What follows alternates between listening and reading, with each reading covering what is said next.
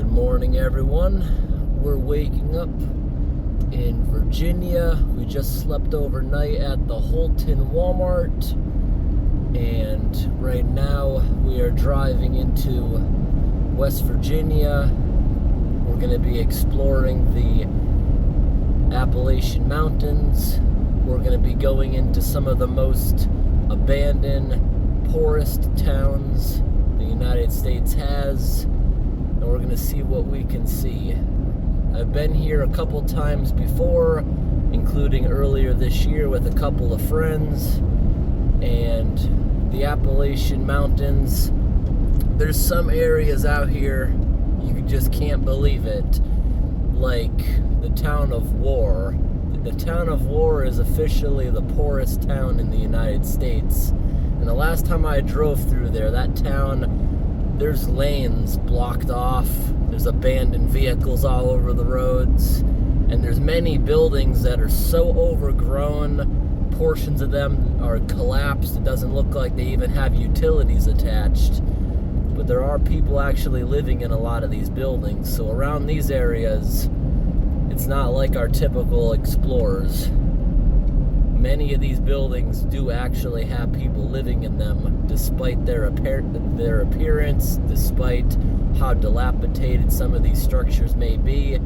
But I'm going to take you through the town of War, and you'll see what I mean. We're also going to visit today in Virginia the only 3-story Walmart that exists.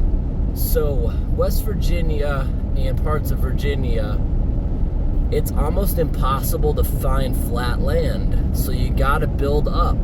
Walmart had to build a 3-story building to be able to fit a regular sized store. There's just not enough space for a parking lot. You park underneath the building. So most of these areas, it's what you call a hauler.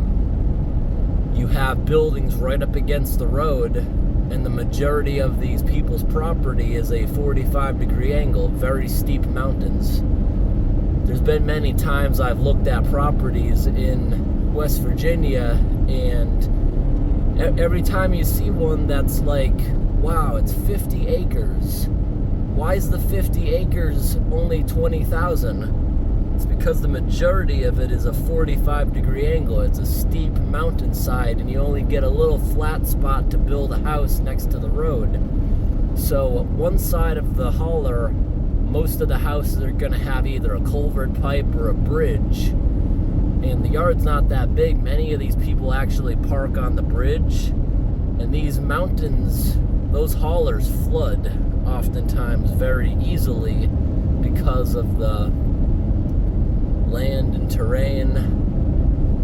Like when I was through here in the spring, you could tell this area had a recent flood, and many people couldn't afford to build back their culverts and bridges, so there was lots of makeshift bridges that look like something out of the Shrek movie. Just rope and timber holding it together enough to get over to the house, since the driveway bridge is not repairable, not safe. There's no money to build it back. But the Appalachian Mountains are very beautiful. You're not going to find anywhere in here that's flat. These aren't the biggest mountains compared to like the ones I have, I believe, are even bigger than these. But there's a lot of them here. Lots of valleys and crevices to explore, abandoned mines and caves, abandoned railroads. A lot of cool stuff in West Virginia that we're going to pass by today. The sun just came up less than an hour ago. I got about 4 hours of sleep last night. Good enough. Yesterday we drove 860 miles.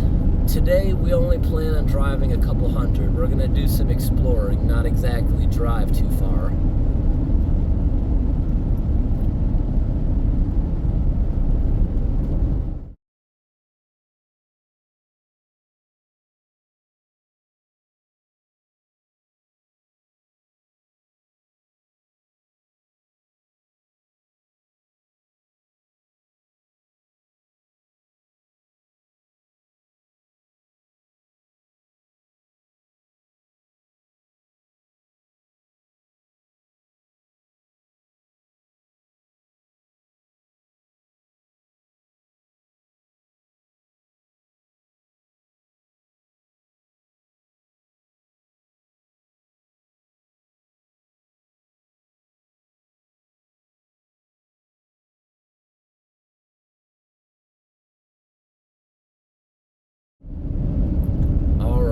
one. I just got out, tried to scrub the windshield as best I can. There's still one line that won't go away. It's from the wipers, but I just can't get it off. I love this sort of terrain here. I love all the rolling hills. We haven't really got to the super steep mountains, but you can see what I'm talking about. Many people will flatten out an area right next to the road to put a house or a trailer, and the majority of their property is just steep.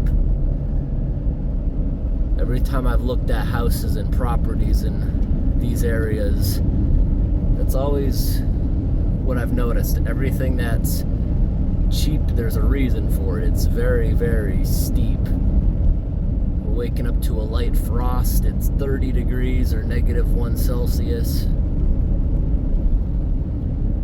We got about 2 hours before we get to the town of War. Then Walmart is another half an hour beyond that. And what's interesting is this 3-story Walmart, the last time I was there, it's literally in a hauler that takes hours and hours to drive down. So that means there's basically no offshoots of this road when we got to get on it. It's just hours through a valley. You can't really turn because there's hills on both sides of you for hours. So you can see how isolated these places are, especially before automobiles. These places must have been so isolated because there's no way to get out of there. You're trapped by mountains in a deep valley. You can see how not many people from the outside would have gone through places like this. Such beautiful rolling hills with cows. I like this area, but we haven't got into the big mountains yet. This is just the rolling foothills.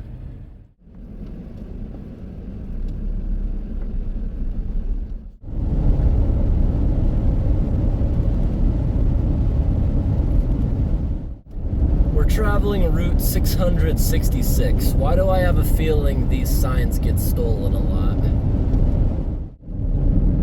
I really like these areas with these foothills and rolling hills and the farms. Lots of cows. I like this sort of terrain. There's little streams through just about everyone's yards. Bunch of horses there on the left. Alright, we're going through a tunnel. East River Mountain. I've never been here before.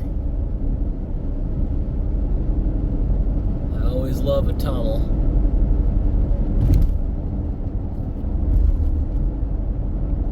That's a long one. We can't even see the end yet.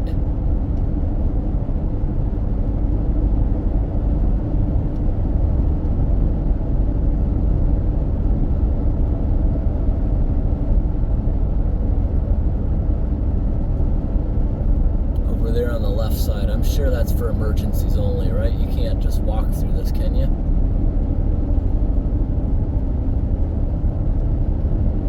We see the end.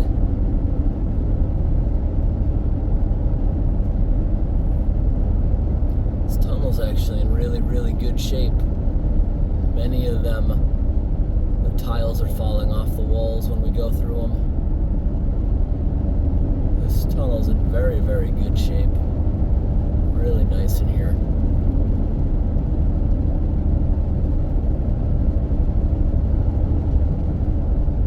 Not even damage on the ends where frost usually damages it.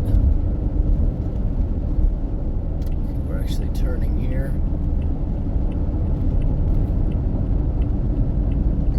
Oh, I see the sign up there that says "Welcome to West Virginia." Are we in it right now? I feel like I'd get a notification on my map. I think we're right on the line. We're not quite there yet.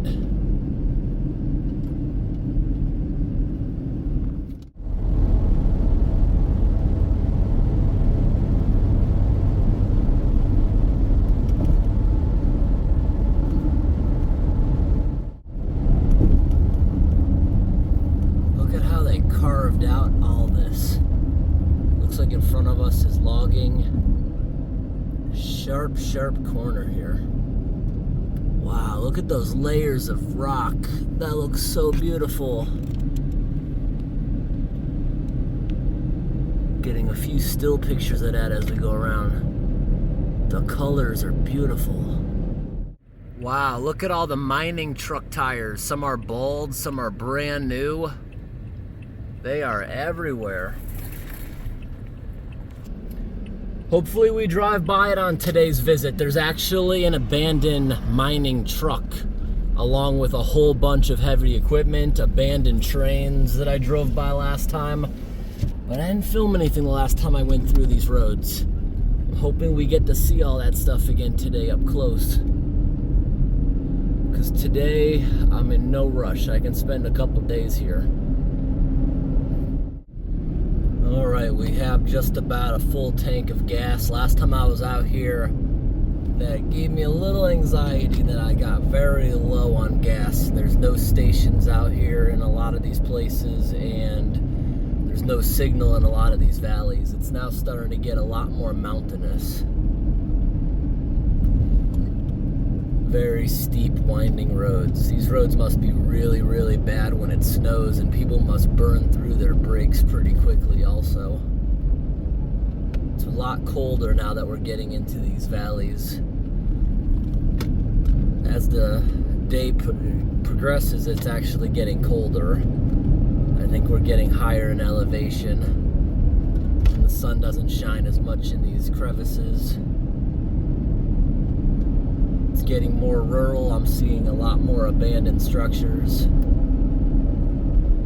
We're still nearly an hour away from the town of War, which has a dwindling population, and there's so many abandoned structures there. But in places like that, if you actually want to explore something, I would definitely ask and not just go into places like that.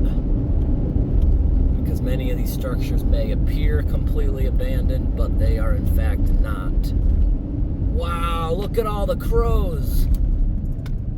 That's a lot of crows for that. Whatever they have in the road there, it looks like a half a squirrel.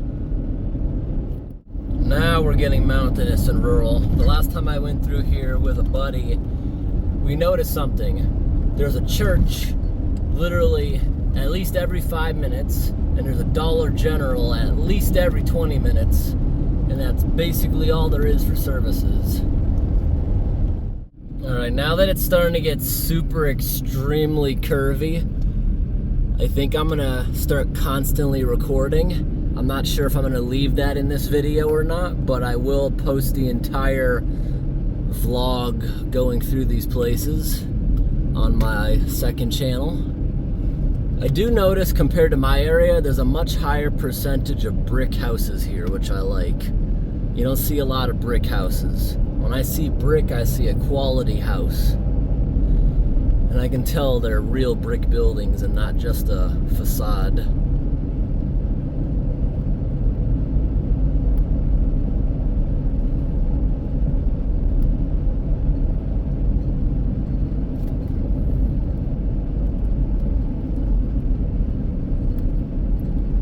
Over there on the left, that's interesting to see one of those school buses still in service. On the left, they stopped making that body shape, I believe, in 2006. Maybe this is going to be its last year in service, I'm not sure. I know most places in the United States, the federal government will replace your school buses every 10 or 20 years.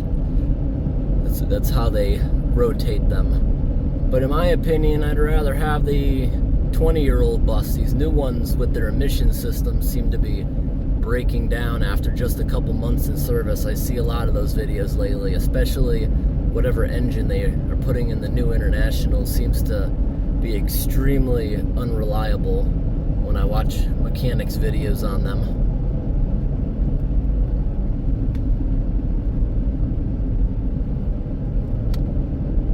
Super curvy roads. Speed limit here is 25 around these corners. Most of the yellow signs are for oversized vehicles and trucks. White signs are enforceable by law. The yellow ones are suggestions, usually for larger vehicles, but it's still good to pay attention to those, especially if it's raining or snowing. Now we're starting to get into some steeper areas, but not super steep yet, just some beautiful rolling hills. I'm gonna keep recording from here because we have less than an hour to the town of War, and the last time I was here, things go downhill very quickly as far as upkeep.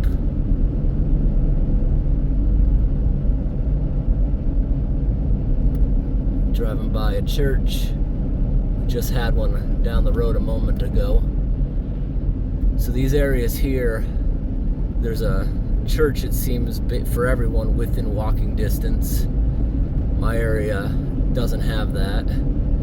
My area is a bit more rural, but here, if you look at maps, everyone lives along like this road. There's really not many offshoots, and whatever offshoots there are don't go very far, and it's just gonna get tighter and tighter. Like the area we're here at right here, the river's behind the houses to the left down in there. It's a good amount of elevation from it, but we're soon gonna be going by a lot of houses where the river is quite literally a couple feet from entering their yard in some of the really tight valleys. Look at that on the right side. We just went by 2 abandoned houses and an abandoned mobile home.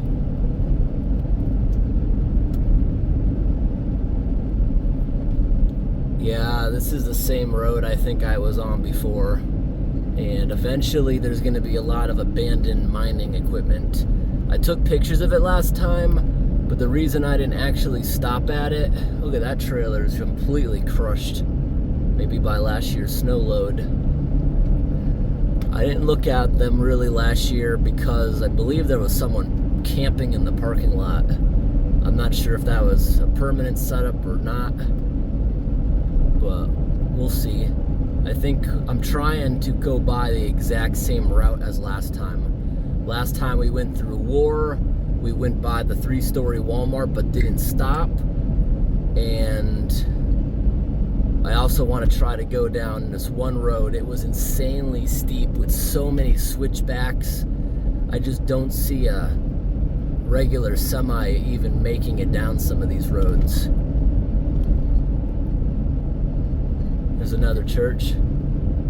Let's see how many churches we can count. Oh, there's another one. That one looks abandoned, but not dilapidated.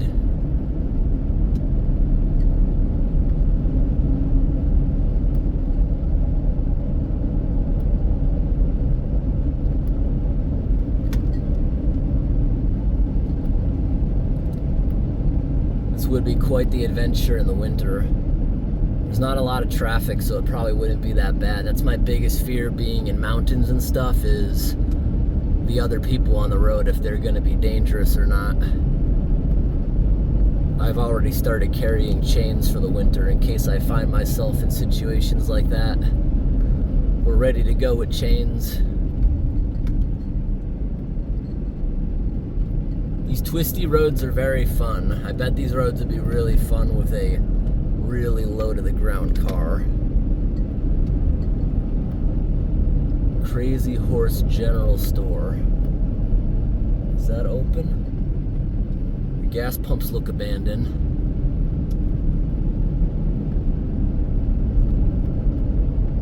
When you're in unfamiliar rural areas, always make sure you have a lot of gas. My rule is, as soon as I hit half a tank, I start searching for a gas station. There's been a couple times in northern Ontario, in western Canada, a couple times in the United States, I literally can't make it to the next gas station. I gotta backtrack quite a bit. And you can't always trust Google Maps, especially in rural Canada, because it sends you to gas stations that look like they've been closed for 20 years. And also in Canada, I've noticed they'll have brand new signs on their highways that say a gas station is coming up in so and so kilometers, and it just does not exist. So always be weary of maps in rural areas. They're not regularly updated. Oh, look at that old car. Looks like it's out of the 20s or 30s if you saw that over on the left. We're making sure to record this in high quality 4K so it's easy to pause and see things. If you're viewing my video with a phone, we got the stop sign, you can pinch the screen, put both your fingers on the screen and pull apart, and you can zoom in. About 90% of my viewers, it says in the analytics, use a mobile phone. The majority of my viewers don't view in 4K either, but I try to record in 4K as much as I can. I always give the flaggers a wave. They almost always wave back, especially in the country. In the country, it's just courtesy to wave to everyone you drive by. In areas like this where it's super rural, most cars that drive by you are gonna wave. And you always wanna wave back. I remember my dad used to teach me about a lot of rural areas. He used to live in a West Virginia trailer park for a little bit when he was younger, before he moved further up north. He was down here living in the trailer park while he was serving in the military. And he used to describe the trailer park as being very protective over each other. Nobody locked their doors. Nobody robbed the place, because anyone who would pull into it would be immediately questioned. There was always someone looking out. Very tight-knitted communities that don't always accept outsiders, is what my dad taught me. To always be careful exploring these areas, because he lived in these areas for quite a while. The people are very nice, but he also warned me that they do not like outsiders, and the community he used to live in did not like seeing out-of-state plates. And it does make them a lot more comfortable if you wave to them as you go through, because a lot of tourists will come through these places and they don't wave, they're not very friendly. Oh, I think our signal's gone for the rest of the trip. It'll be patchy, I'm sure it's not completely gone, but there's no signal right now. Let's see if I can get that noise to stop in the back. There we go. Just tip it over on its side.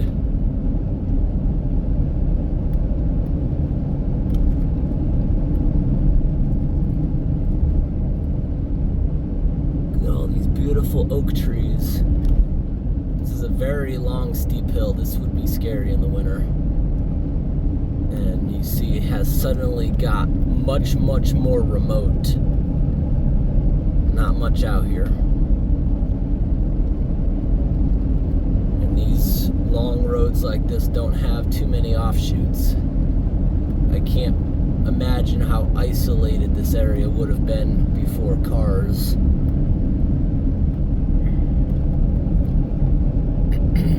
We'll go through lots of little town centers in the next couple of hours that are completely abandoned and dead. There's no services, the stores are just about gone. Not many of the buildings are in good shape.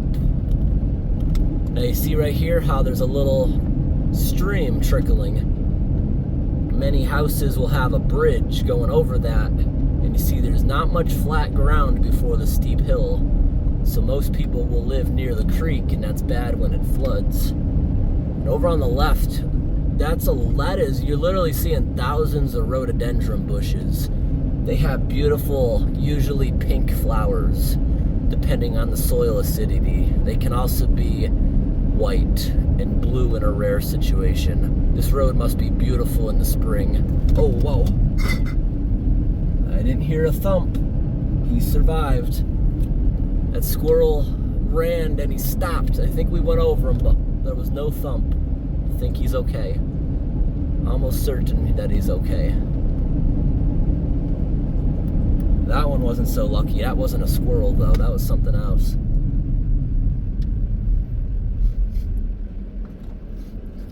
Something smells good. Someone's cooking something. Okay.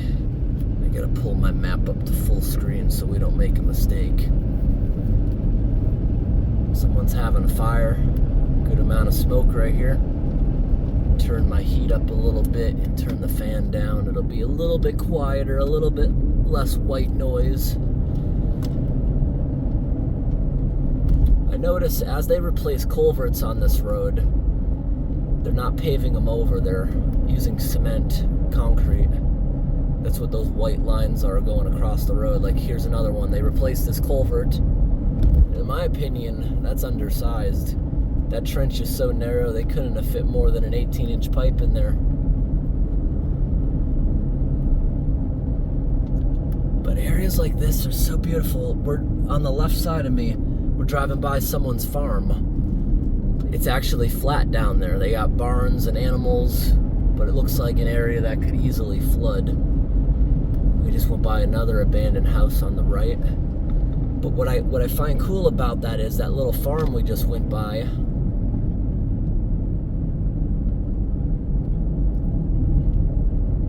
Nobody can really easily build near you because of the terrain.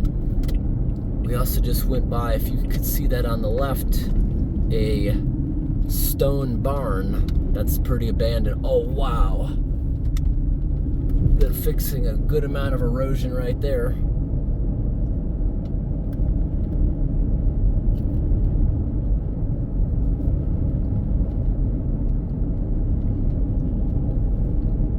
Yeah, we'll record the whole way through here. I cleared out all my cameras. They got probably dozens of hours of storage in them now. Driving over some metal plates.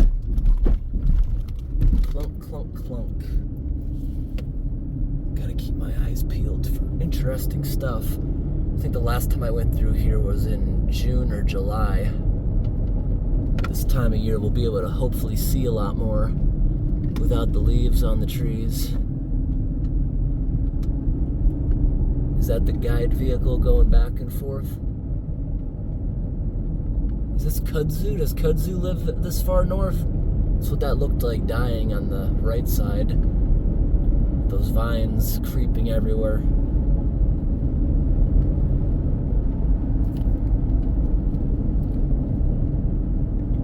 I'm seeing more beautiful properties to the left. The house actually has a good elevation from the stream. Areas like this can easily become cut off during bad storms, since there's only one road going through the valley for hours. You can't really go anywhere with these steep hills. Can't really easily build off of it. But these roads hide a bunch of still active and a lot of abandoned mining towns. I think that's why there's so much abandoned machinery left out here. And I know there's definitely active railroads somewhere down here. Those railroads must have a lot of tunnels, right? Or shelves with lots of curves and flange greasers. Railroads that go through mountains like this have what's called a flange greaser. Every wheel of the train that goes by is actually pushing a button that squirts grease onto the wheel flange, and it helps the track last longer instead of wearing out around corners, because the far corner of the track would wear out from all those trains. Like when you hear trains screeching, that's the wheel flange grinding, and they reduce that a lot by having a greaser. I think West Virginia is a very beautiful state. I love how rural it is. I love how these areas, they just seem to leave each other alone. I think it's cool driving by a lot of these abandoned things that are in the woods. Look at that tree up there. It's gonna fall in the road eventually. Maybe I should come to a place like this in the spring and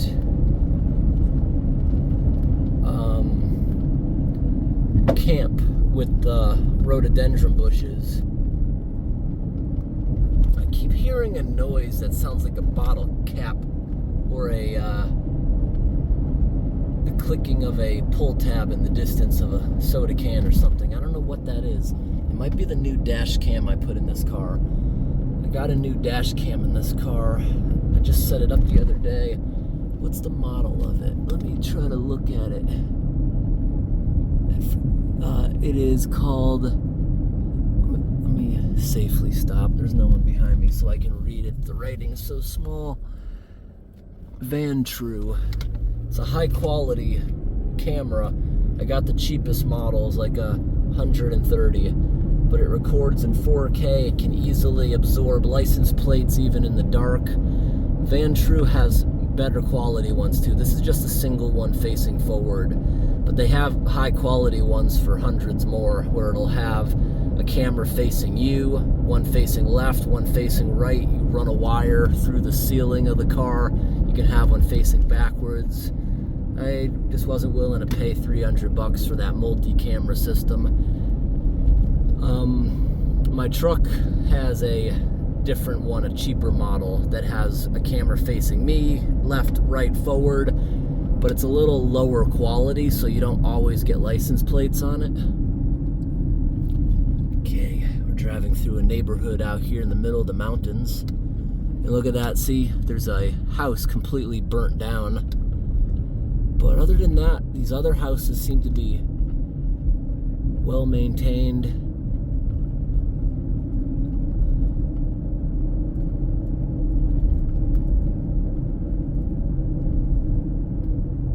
Look at that on the left, another house completely caved in, it's so rotten. Oh, another one on the right.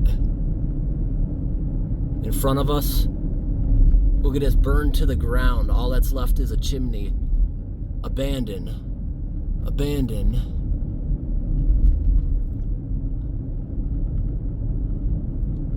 And there's just no money to tear that kind of stuff down, so it just exists in the middle of the neighborhood. And right here we got a train locomotive. That's pretty cool. Yep, an abandoned train locomotive right there. But no, that might not be abandoned actually. That might not be abandoned. It's just at the end of the line there. Okay, we are definitely on the road that has the abandoned mining equipment, because here's a mine that's still active and working right here on the left side.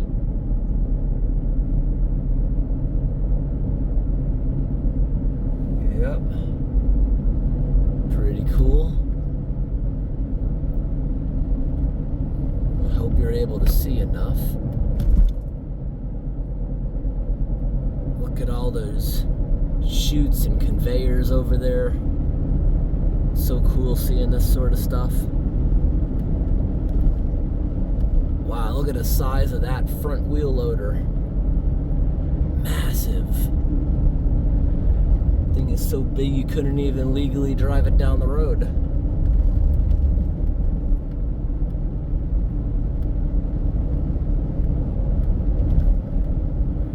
Cool stuff.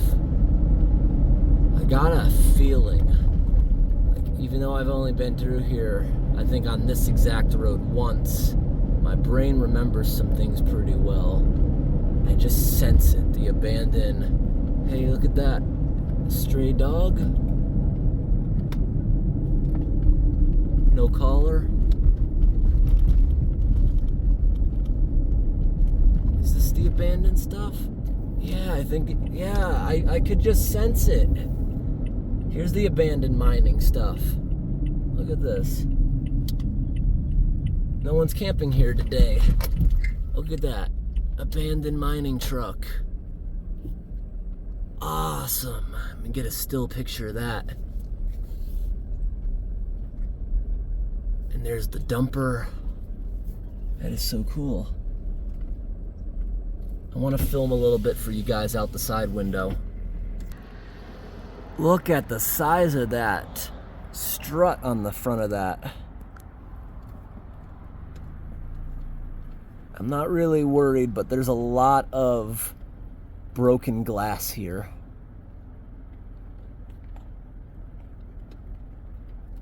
Let me put you back in the front. Maybe guys will like this better. That's panoramic mode. As long as there's no sun glare, I'll leave you in panoramic. We got the aggressive tires for exploring dirt roads and stuff, so I'm not worried about all the broken glass in here at all. There's another dumper. I guess this is just the mine's junkyard, because that is completely rusted out. But you would think something that expensive, they would weld in new plates. Looks like kids had fun with the fire extinguisher. Okay, now see, when I'm going towards the sun, look at the amount of sun glare. It's a good thing we're traveling west today. Can we get out and go up on this thing? I don't think anyone would get mad. I don't know what that car is down there, but I don't think anyone's gonna get mad. I think someone's in that car. The windows are wide open. I want to get out and take a look at this thing. I don't care what that car thinks. Nothing says no trespassing. I just want to take a look at this.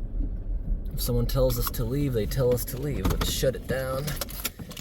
Take the key with me. I'm in the middle of nowhere. Not trusting anything. Look at that abandoned stuff everywhere. Someone took some shots. Those are definitely bullet holes. What is this? Is this the rim?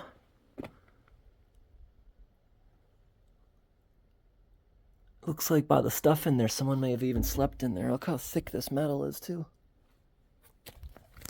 Let's try to climb up on it.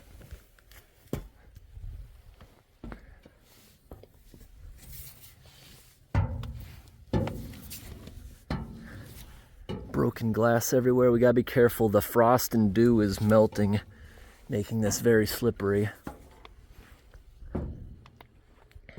Here's the cab of a mining truck. If anyone was ever interested, I see the CB radio. Pretty cool. Does it say anything like miles? I don't see a gauge like that. Lots of glass. But it's safety glass. It's not very sharp for tires. Looks like the drive shaft is gone, but that's one massive rear end. You'll never see anything like that. That car down there is idling, but I don't think they care. Look at the size of this air tank to run the brakes, the horn, and who knows what else. I'm familiar with certain things like semi-trucks, but never anything this big. Look at the engine. You can see they've been scrapping parts off it. Oh my gosh, this thing's huge.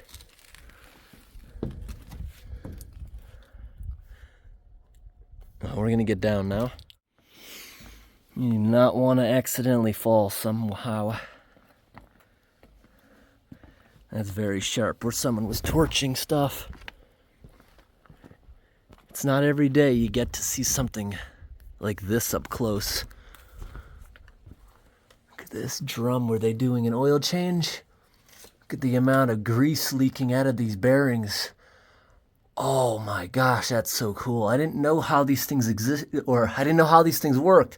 Looks like you got a fill plug and a drain plug. That whole thing is full of grease. I think usually they would put 80 weight oil. Sorry, not grease. Oil. The hubs are filled. Like on most semi-trucks and heavy-duty vehicles, you unscrew the middle of the hub and you make sure it stays filled with grease.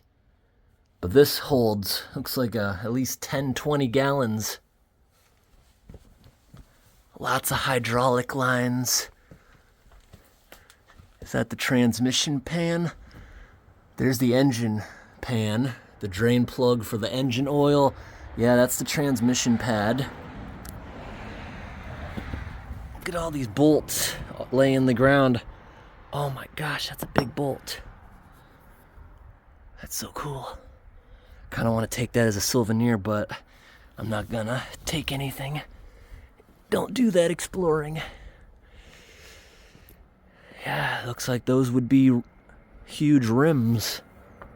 Oh my gosh, that's so solid. It's like those old-fashioned culvert pipes.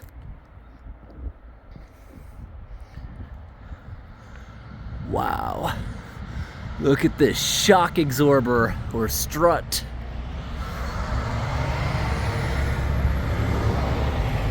That engine is insane. Do you think that engine's still good, or did the engine blow? Is that the reason for abandonment?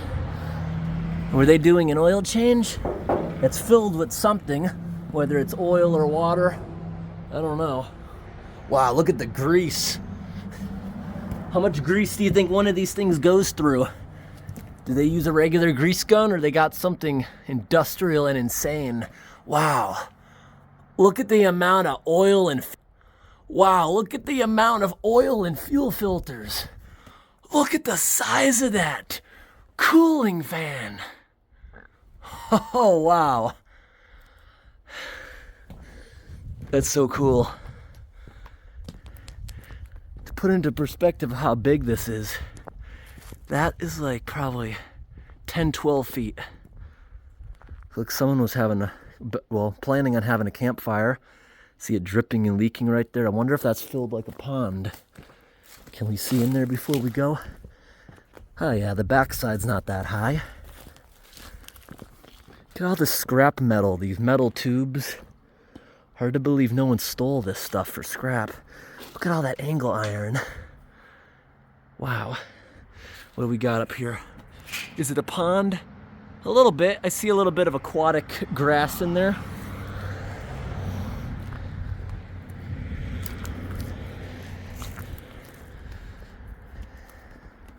Yeah, that was something else my dad told me about exploring West Virginia. There's almost no graffiti on this stuff because all the residents here own guns and they're not afraid to defend their land, so they don't have problems like that. Well, I just got some amazing still pictures of the biggest engine I've ever been up to that close. That was well worth the stop. This person's pulling away. Looks like they're sitting in a skating rink. There's actually pretty thick ice down there. We're at 36 degrees or 2 Celsius.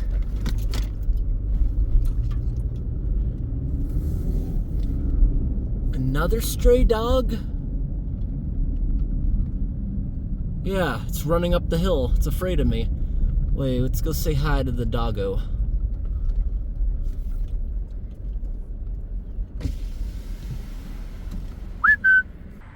Hey.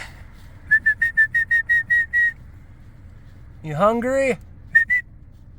I don't see a collar, do you? Lots of stray animals. I decided I don't like the panoramic, and the dog ran away.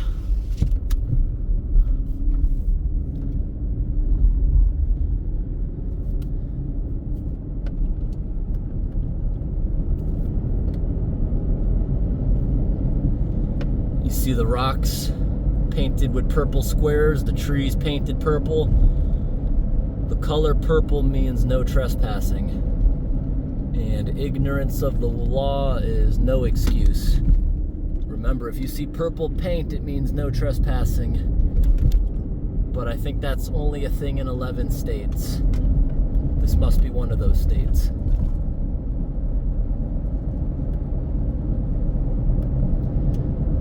You see, we just went through that little town there, had a lot of burnt down houses and stuff. But it's so rural between these places.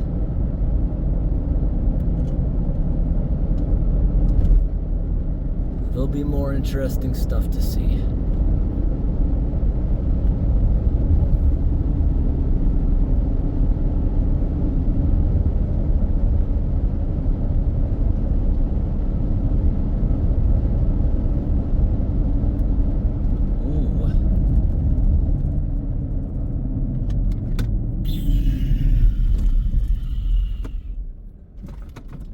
I see something else abandoned that we totally missed last time. I don't know if we can go up to it, but we're gonna see about it. If there's no trespassing sign, I think this is something we can go up to. What's the best action to get over to it? Let me show you what we got. Take the keys with me. Okay, lock the doors. There's a couple houses down the road. I don't think they'll have a problem with me being here.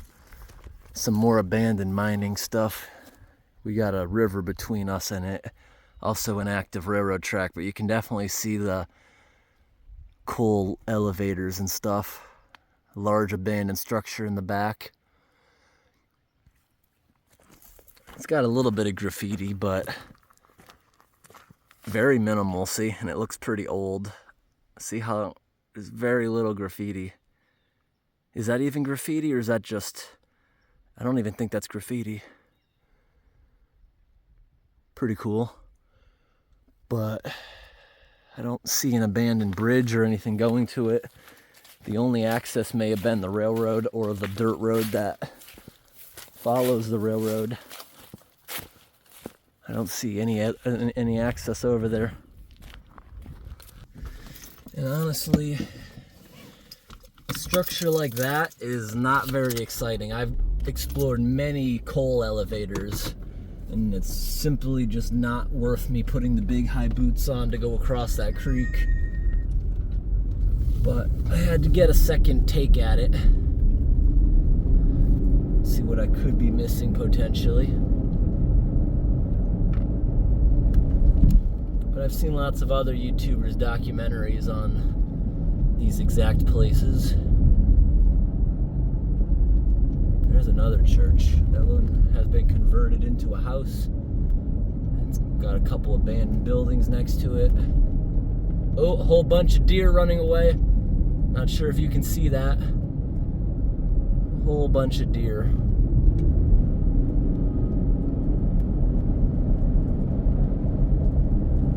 Now that sun is getting strong. Oh, abandoned convenience store.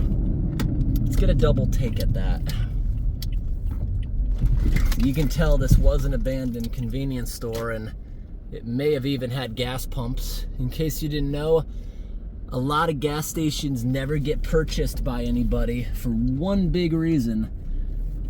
Abandoned and former gas stations are usually an environmental nightmare because one of the main reasons for abandonment of a gas station is the underground fuel tanks leaking into the groundwater and soil.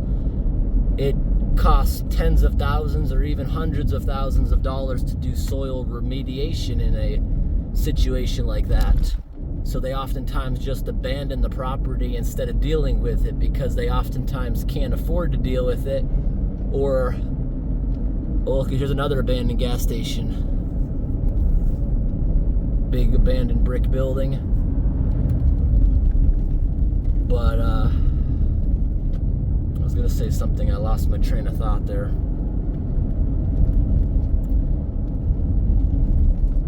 Environmental nightmare to clean those things up. That's why there's so many abandoned gas stations.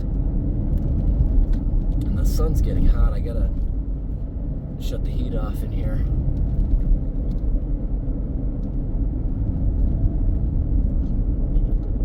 Now this looks like a nice neighborhood. Nothing's abandoned, everything's well kept.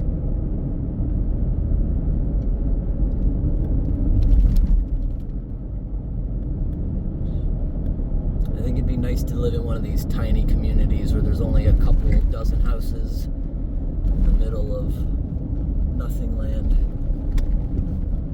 So these people here in their yard, they have a good sized creek. Oh, that's another church.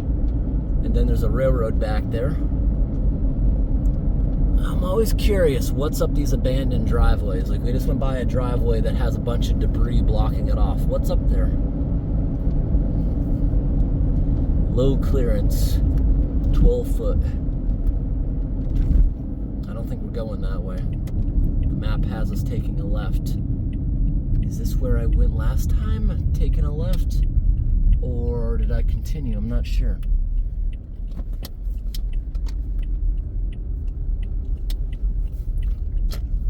turn in here. That guy was gonna let me go. I'm just looking at this place. Is this place even still open, this car wash? Or is it abandoned? It's hard to tell. There's lots of junk and debris here. I'm just looking for something that might be lit up. Oh, it's actually still in business. The pressure washer hose is dripping water. I'm trying to turn around so I can get a shot without the sun. There is an abandoned structure up on that hill. Looks like an abandoned farm. See the fences? It looks like an abandoned outhouse. But it looks like this car wash, despite how it looks, is actually still in business. I'm not sure if it would actually function, but I do see the pressure washer hose is leaking on both sides. Okay, all clear. One-way bridge. Yeah, that truck was letting me go before. Got the railroad, a beautiful culvert pipe that says 1930. Okay, the short bridge is, or the tunnel, whatever it is coming up. It also could be like a, oh, on the left side, you see the chimney sticking up? There was a house there that burned to the ground. It could also be like an overhead conveyor or something. That's a really nice double wide mobile home, meant to look like a log cabin if you saw that. Another abandoned structure to the left. Old garage.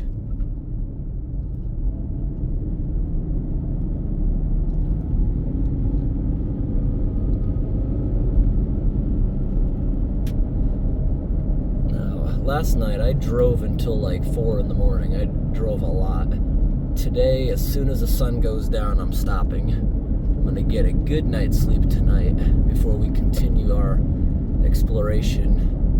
Whether we find interesting things here or if we proceed into Kentucky tomorrow. In Kentucky, when I saw it on the internet, since we're in the area, I wanna go to the underground Louisville Caverns. They have a Christmas display underground that supposedly is 17 miles long, if I read that correctly. It's a underground mine, a cave that they decorate and you can drive through it. It's pretty cool.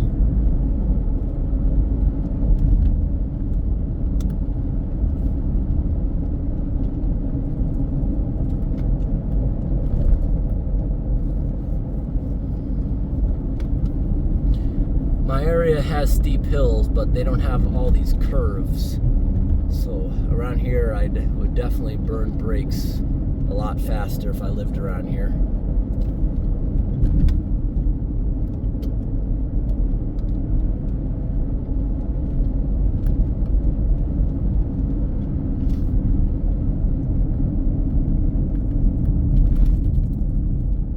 I don't know if you saw that abandoned driveway, but there's abandoned foundations up in there. This road, I'm not seeing power poles or anything. Are these towns remote enough that they create their own power and aren't connected to a grid? I'm gonna have to pay more attention the next town we go through. But I'm also noticing these roads are very clean. There's not much trash. It's very nice. But a lot of these places fell up. There's a mattress. I just had to say that. A lot of these places fell into disrepair because of mostly coal mines and factories shutting down. All the jobs left. And the people that stayed, a lot of them can't find good employment. And then a good amount of them left.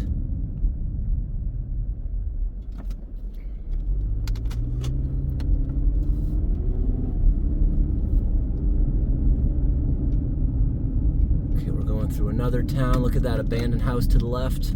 Behind it, some big abandoned, looks like an industrial structure. And look at this. I'm not sure if you saw that. There's a couple abandoned storefronts attached to a house that is completely perfect looking. Here's another abandoned house and one that burned down. You see the chimney standing by itself. Oh, another house with the roof caved in.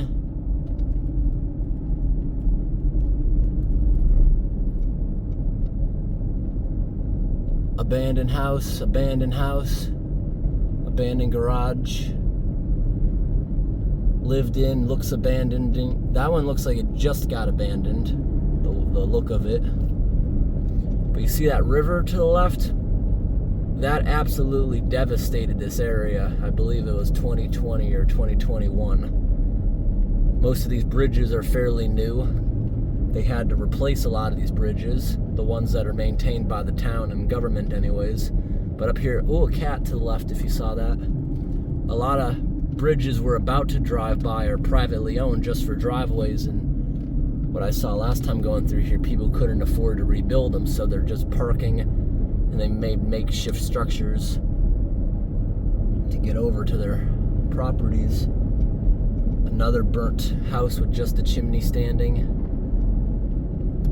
13 minutes to the town of War. Another church. Nice little town here. Beautiful brick house. The town of War has one of the last operating snake churches. If anyone's interested, look that up. Looks like they have a whole bamboo forest in their front yard they planted. That's kind of cool. Oh, a big chicken coop. What else do they got down there? It looks like did I just see a bull?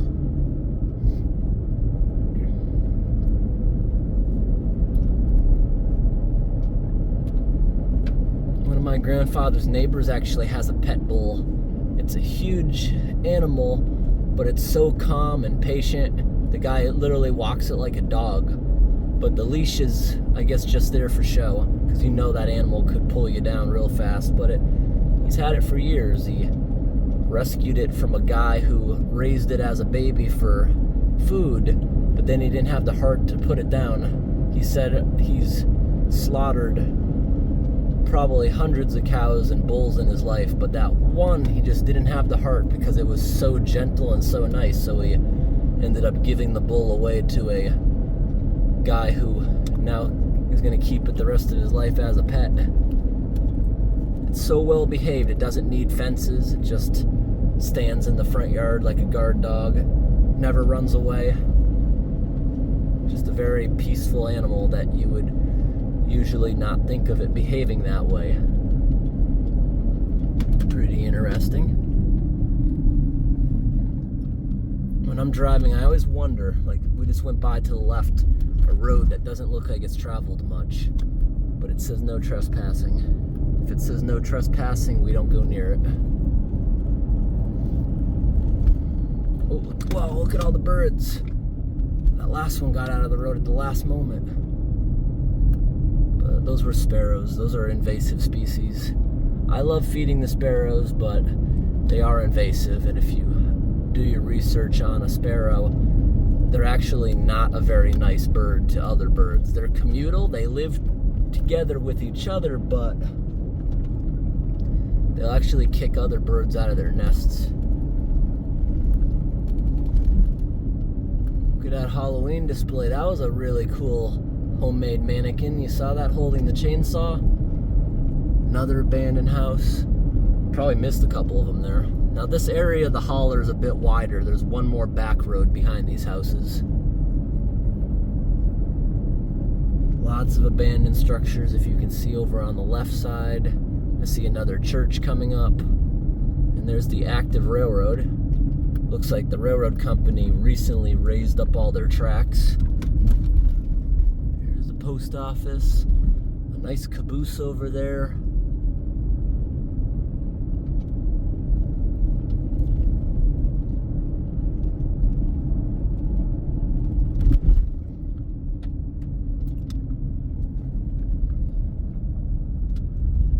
Fire department testing out all their equipment. The road's all wet. They've been doing some spraying.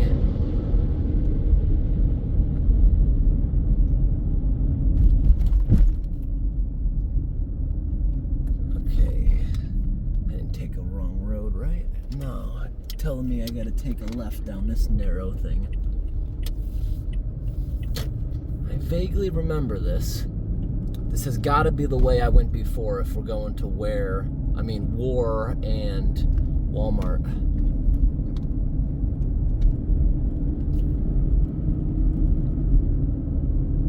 Yeah, we just went by a neighborhood down to the left that has a stream trickling with their foundations only a couple feet above it.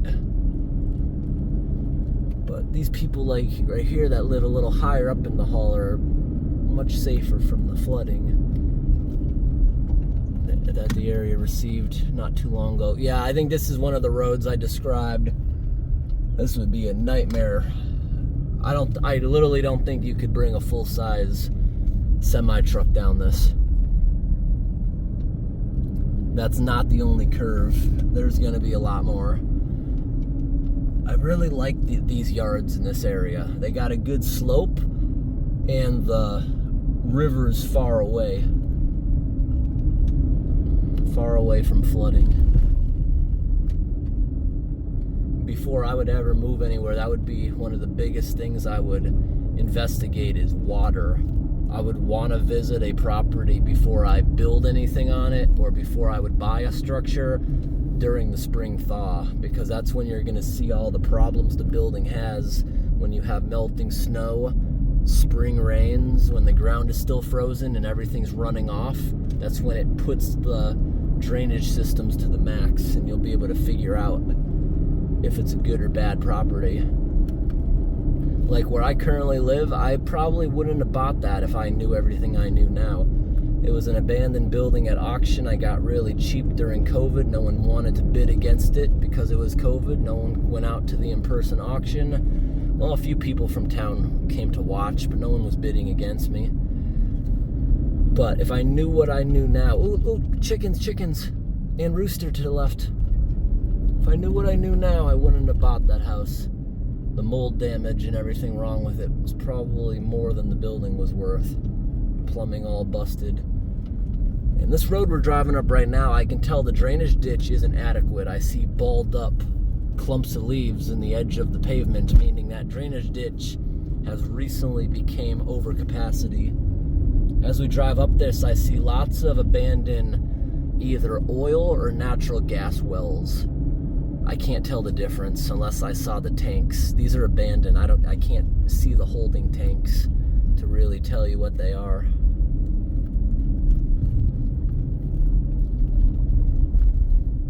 At least there's not much traffic here. It's very narrow.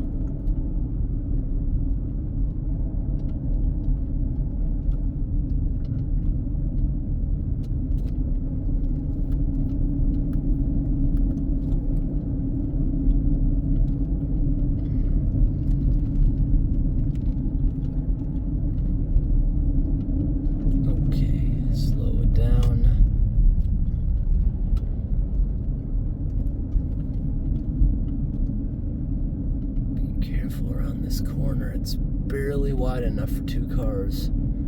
This would be scary, meeting a box truck or something.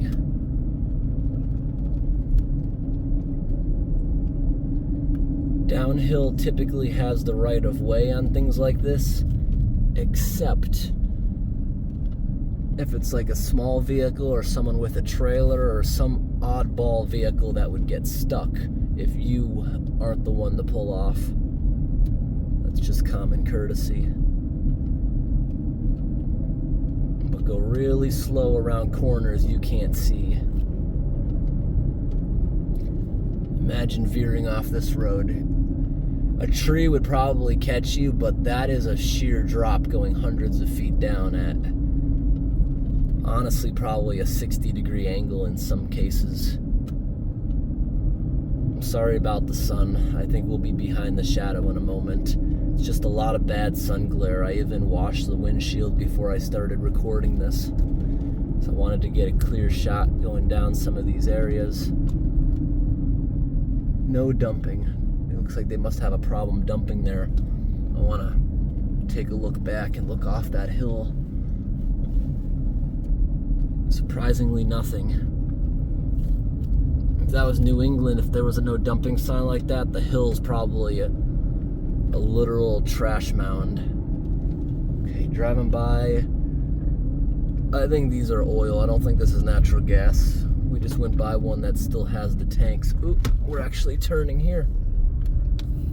Yeah, I remember this area. Definitely remember this road. I've been here before. This area still has a thick frost for 10 in the morning. Cold in these valleys. I like this area, but I think I'd miss the evergreen trees that dominate my area. Not too much evergreen here. But I do love the rhododendrons I'm seeing everywhere. There's areas of Pennsylvania, the entire forest is rhododendron with a nice canopy over the top of them from the larger mature trees.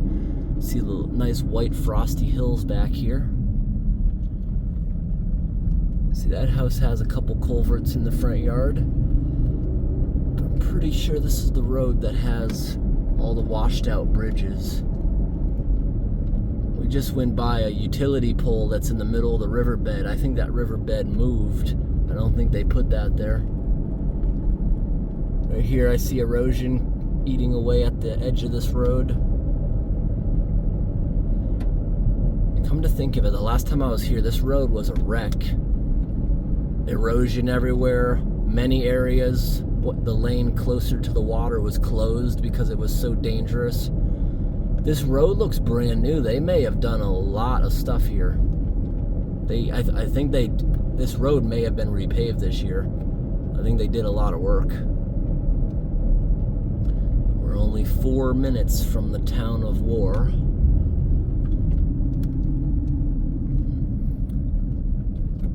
If you just saw that there's somebody had a big tire by the road.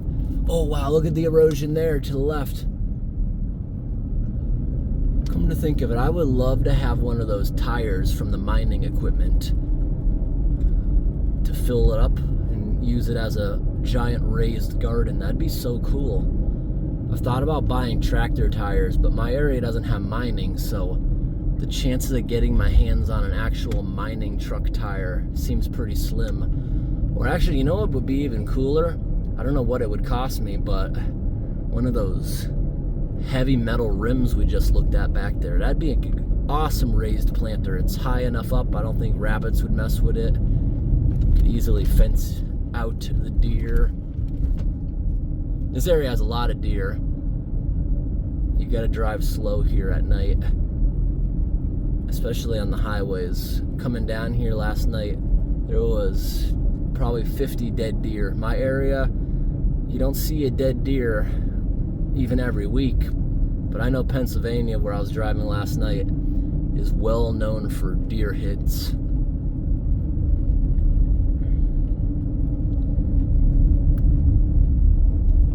I think the likelihood of hitting a deer there is like 1 in 20 when I was looking at statistics. If I remember correctly, out in the middle of nowhere, there's going to be a gigantic hospital complex. It just seems so out of place because of how the land is so spread out, but it's there. Oh wow, the backside of this house right here is the whole foundation fell into the river.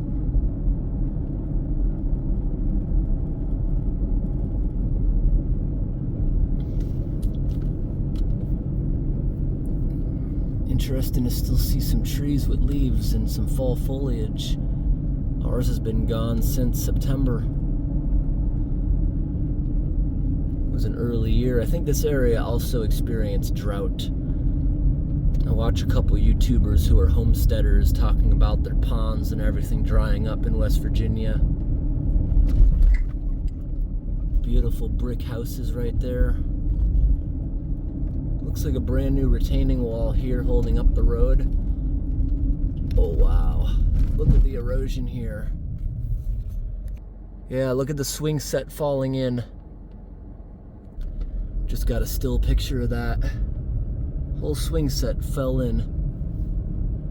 And there's some debris in the playground. It looks like they swept off the basketball courts, but there's evidence that was underwater. Oh, we're in War. War Public Library. I see a huge excavator flattening out some of the hill so someone can build. I see lots of water damage around that corner right there. Retaining walls falling in. Lots of building material. They're fixing some of the houses.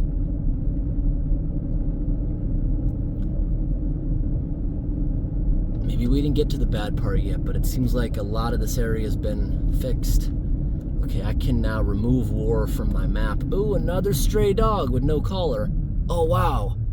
Are these all strays? Can you see that on the right side of the screen? There's a pit bull. Looks like 2 terriers, or maybe they're mixes. Are you guys strays? Are you friendly?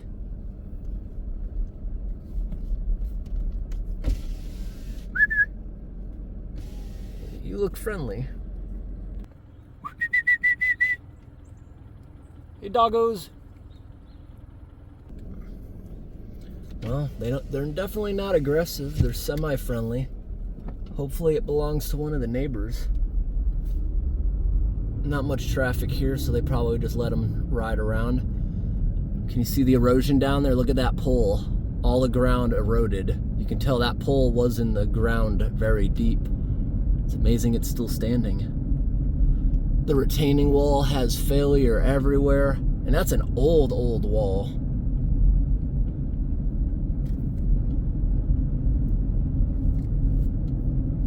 Road work going on.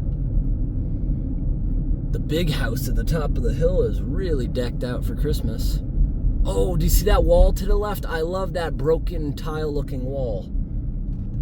That house right there is made out of weird-shaped ceramic tiles. That looks so cool. Yeah, they're doing a lot of road work. Lots of repairs compared to the last time I came through. Okay. Map is telling me to take a left down that one-way, do not enter. Maybe this part of the road was closed the last time I came through here. That might be it. We're going slow. I gotta pull over and let someone pass. I'm gonna pull over into here.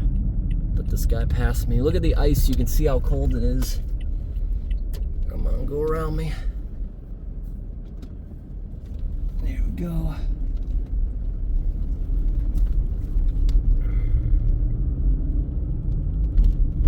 See, they got a brand new playground to replace the one that was lost. I guess for West Virginia, with a lot of really small towns, they actually consider this a city. The city of War.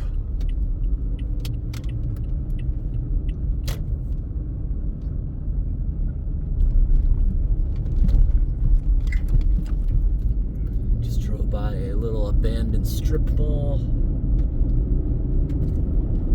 But yeah, a lot of improvements compared to the last time we came through.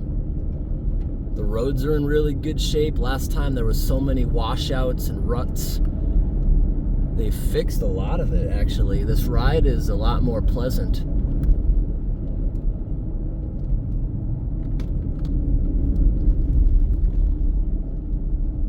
Lots of brand new infrastructure.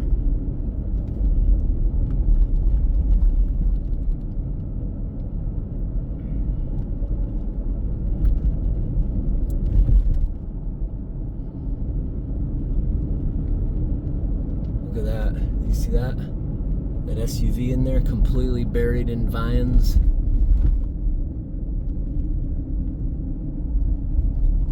And there's more vines. Look at all that frost. There's an abandoned trailer up there too, buried in those vines.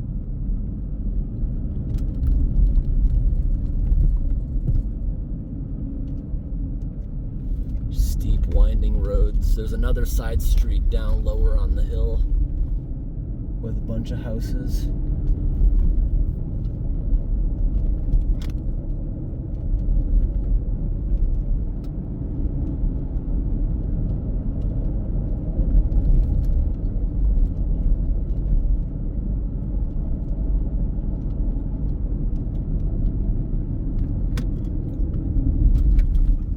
there's a couple houses just tucked in here around the corner. A beautiful brick house, beautiful brick walls. I love seeing houses that are old and built with pride instead of the new paper and cardboard cookie cutters of today, which the majority of them are filled with code violations that the city just allows to get passed. So the homeowners have a nightmare a couple years down the road when all that. Yeah, look, here's a semi. That's not a full-size trailer.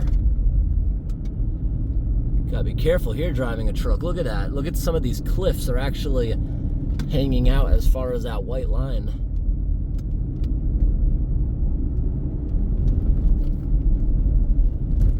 This road doesn't have as many of those sharp corners, and I don't think that couple sharp corners we went on is the end of it.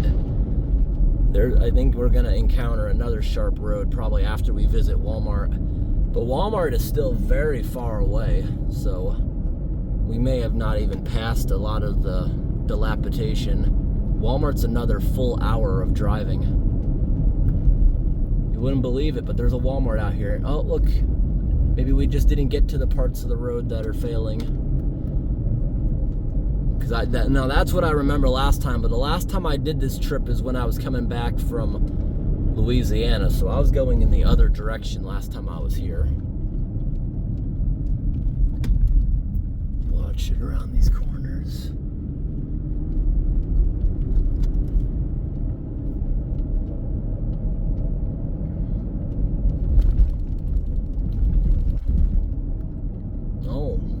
We're actually you know how I just mentioned we're gonna be down there? No, you see how I just mentioned that down there is another road? It's the same road. This is just a giant switchback because of the elevation.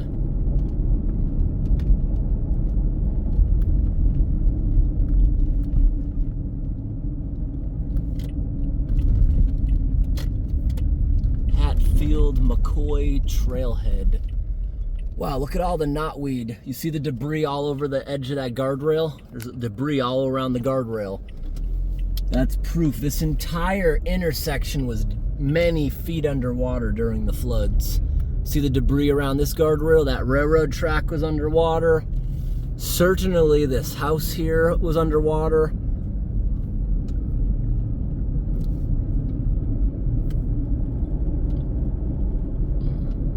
There's all the abandoned structures to the left that we just drove by up there. I see an abandoned brick factory looking building coming up right there on the left. Multiple abandoned houses with ones that look recently abandoned.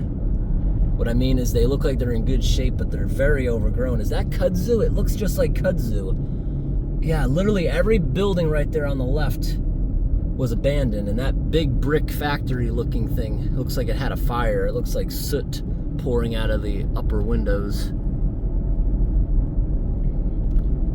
Yeah, I don't even think we got to the dilapidation yet after seeing that. More abandoned mobile homes and trailers. 1, 2, 3 abandoned buildings.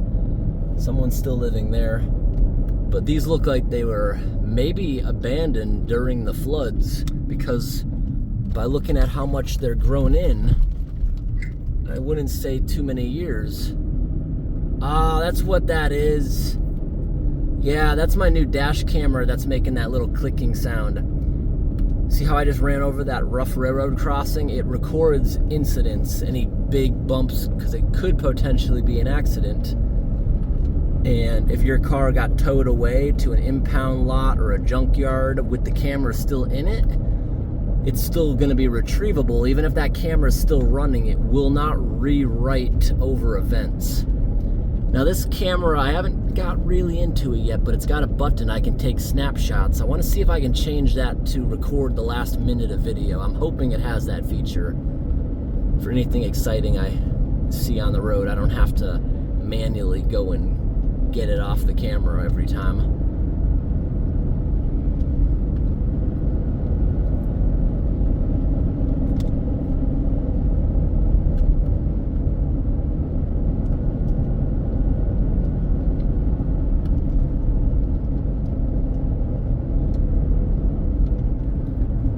There's another road on the other side of valley. That's where all the houses currently are. We're not driving near that. It's not just on the other side. It's like the other side of the river and down 200 feet.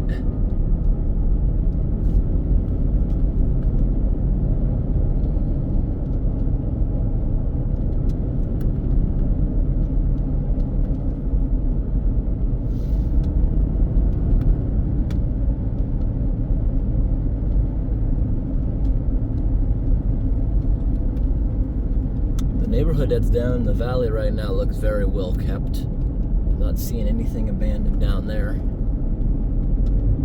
But down there probably also experienced all those bad floods. I think we're going to be level with that soon when we get down this hill. Because I know for a fact we didn't go by the place that has all the bridges that are out.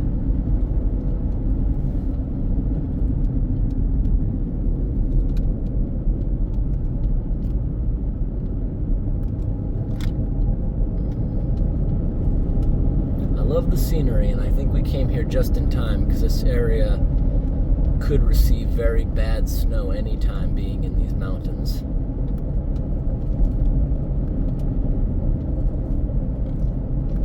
I've got chains in case of an emergency, but I don't go out of my way to use them. It's miserable driving with chains. Because it's just constant bump, bump, bump, bump, bump, unless you're in deep snow.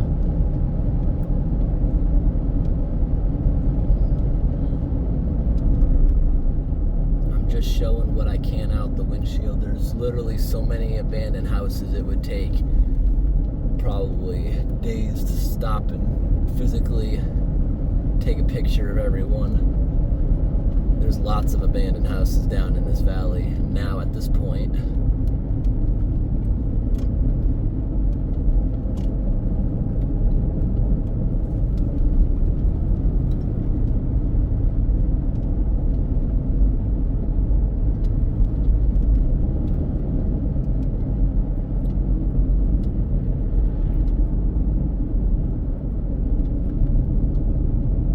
There you go. See all the dirt all over the road? Were they just cleaning the ditch, or did they just clean up a landslide?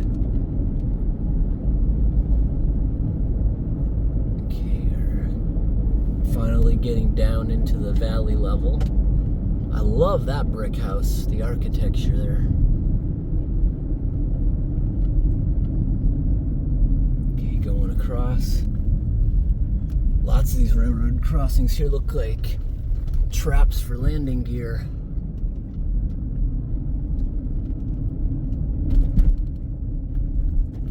Abandoned storefronts, a couple of them all boarded up. The store to the left looks like it's in business, but it's all gated up with bars over the windows for the moment. It's odd. 10 in the morning on a weekday, it's all closed up with no open sign. Here's another abandoned structure I just want to pull into really fast to get a view. See this abandoned structures? Here's an abandoned garage. Let me spin around the other way so the sun's not blocking you. Yeah, like this. The entire roof is caved in. Amazing lack of graffiti here. When I stop at that Walmart up here, I need to get some drinks. I don't have any water at the moment.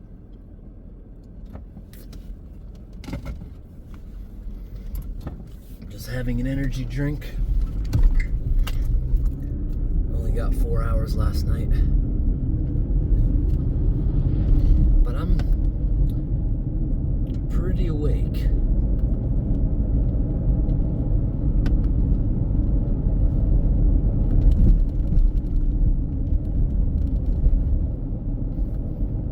Okay, more abandonedness coming up. A couple more neighborhoods we're going to be level with going through. And just looking at the map, the mountains, this road is so squiggly. If this road was straight distance-wise, we'd be at Walmart in like 15-20 minutes, but it's still going to take another 52 minutes. There's a whole awesome junkyard of things.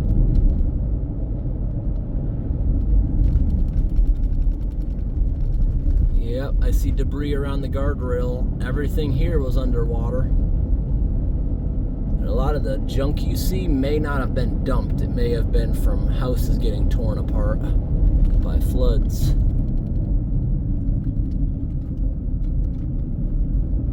Look at that, more Kudzu. And that house looks completely caved in at the top of the hill. All I see is chimneys rising out of the Kudzu.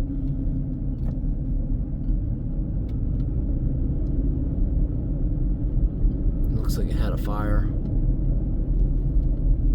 Yeah, I think they repaved and really cleaned up this road. Unless we didn't get to it yet, I swear there was areas with burnt, abandoned cars in the road.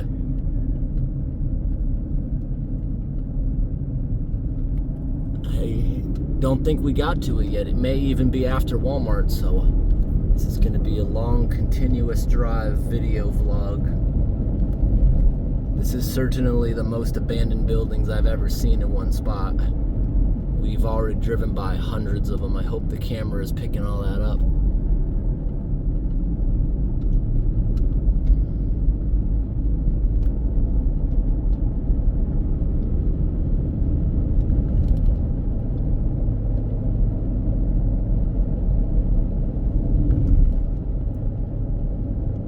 Still, look at all the frost. Another abandoned house to the left, doors wide open.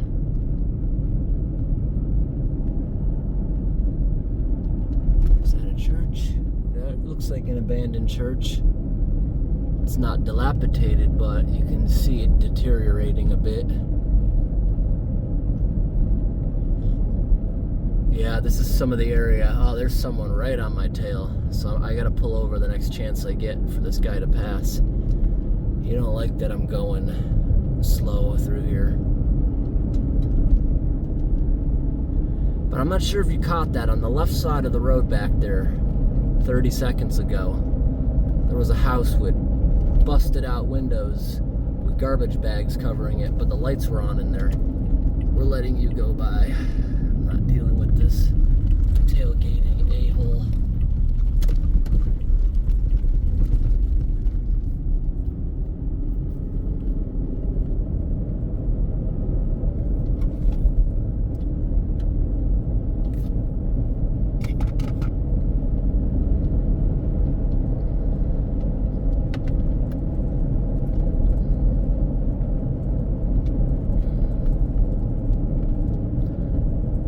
It's a nice neighborhood. I love the house that's set back on that hill.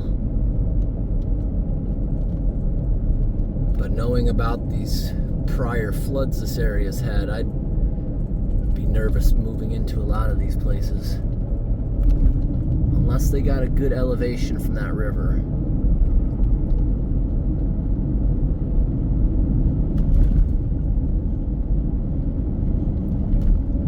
Believe me, by the time we get to Walmart, it gets worse. It's gonna get worse.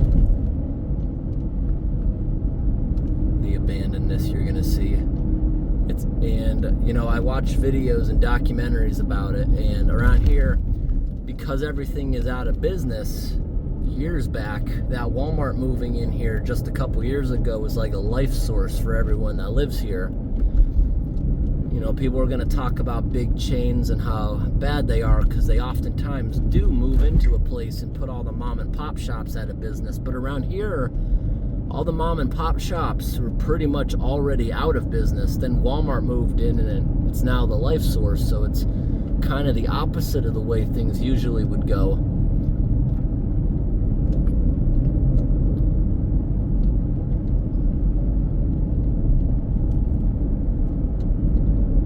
More minutes, 49 more minutes to Walmart. And then I'm assuming at Walmart there'll be a signal. There hasn't been a signal out here the past hour. I'm assuming there'll be a signal there. There may have been a signal in some of these towns. I just wasn't checking. But every time I look down at it, there's no service. So you wouldn't want to break down here. But at least there is a good amount of traffic and In the middle of nowhere, people are usually friendly and helpful if you did break down. A lot of times in middle of nowhere areas, if you just pull over for any reason, people will ask, you all right? Or they'll drive by, give you the thumbs up, you give them a thumbs up back, and they go away. This area's got heavy frost, maybe even a slight layer of freezing rain on the road. It looks wet. It's 41 degrees out, but yet there's still a lot of frost. That's 5 degrees Celsius.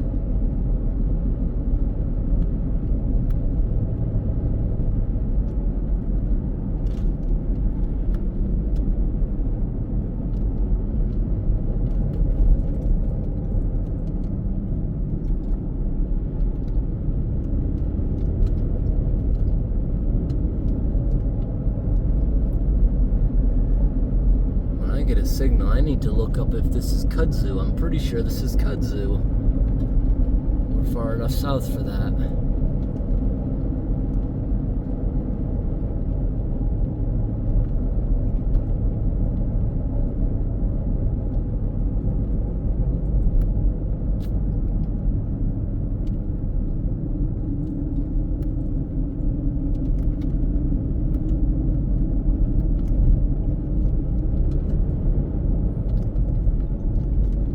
I could show the guy behind me who's following back there.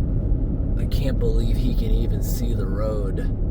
The amount of trash on the dashboard that's following me right now. It's like a work van. You can tell this guy's going to do work. He's got plumbing pipes and ladders on the roof. But the windshield, there's trash halfway up the windshield.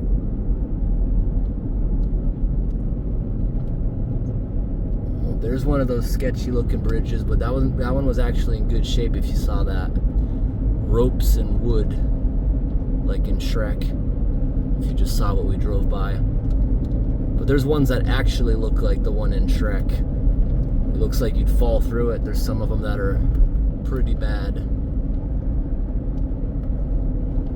Yeah, this area flooded. I can see the debris wrapped around all the trees in this valley.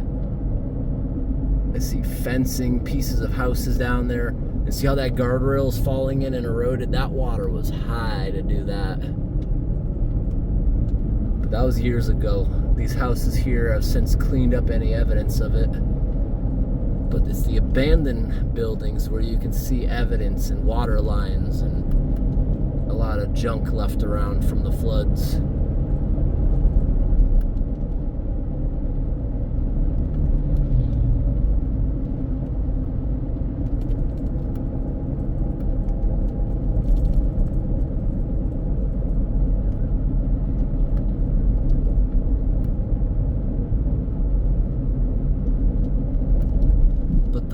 Terrain of West Virginia is like nothing else. Like many states have mountainous areas like this, but here it's pretty much the whole state is like this.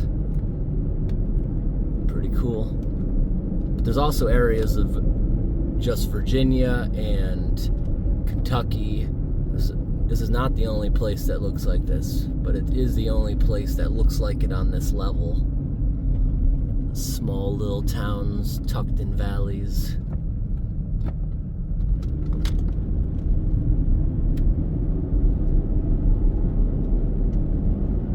I want to go at my own pace, so the next opening I'm going to pull over. This guy's not tailgating me. He's keeping a good distance, but I feel like I'm slowing him down, so I'm going to pull over and let this guy go by. Here we go. Oh, wow. This is actually a good area that we pulled over so you can see this. Look at this. Look how high the water got. Wait, look at this. Look at the trash 20 feet up in trees. This whole road was deep underwater. I don't like leaving people just sitting behind me like that, because even though there's a passing lane here, a lot of people just aren't going to do it. I don't want to slow down people. You know, you get what you give, and I'm always pissed off when there's someone slow in front of me, especially on curvy roads where you just cannot get around them. And I know how that makes me feel. I'm not going to do that to someone else. You know, I don't tailgate someone like, get out of my way. But, you know, I'm thinking, get out of my way. So I will let people go if someone's behind me for a while, or I'm driving slow for whatever reason and I'm creating a line of cars. I'll pull over whenever I can. Feel like that's the right thing to do. What did I just see? Is that an apple tree? It looked like they were oranges, but the apples are probably just rotten. Orange tree's not gonna live up here.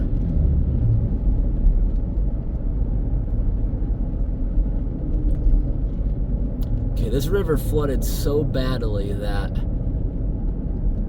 let's see, I believe it was even over the road in some of these areas. I'm looking for guardrail debris, because that'll be the evidence, and they probably wouldn't have cleaned that up. The guardrail's definitely falling from slipping land, but I'm not exactly seeing evidence of it being this high. Oh, there's another one of those rope bridges. Is this enough space for me to get out? I want to show you for a quick moment. I'm gonna get out here and step out for a moment. I want to show you this.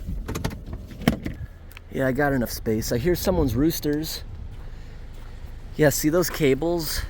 Oh, a blue heron flying away. Anyways, you can see the debris caught all the way up in these cables, which I believe was an old suspension bridge or wooden bridge. Okay, we are on our way. So yeah, there's definite evidence that river was like 20 feet above its regular riverbed.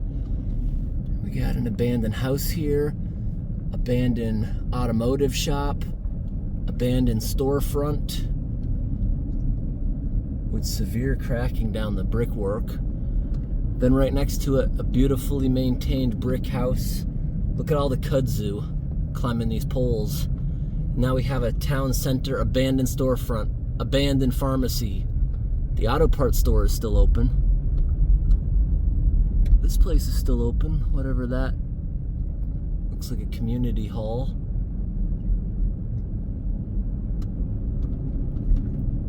There's actually a good amount of well-maintained buildings here.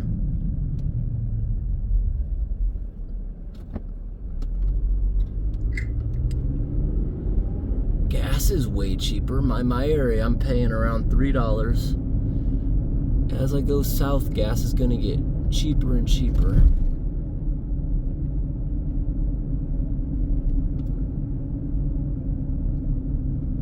Another stop sign.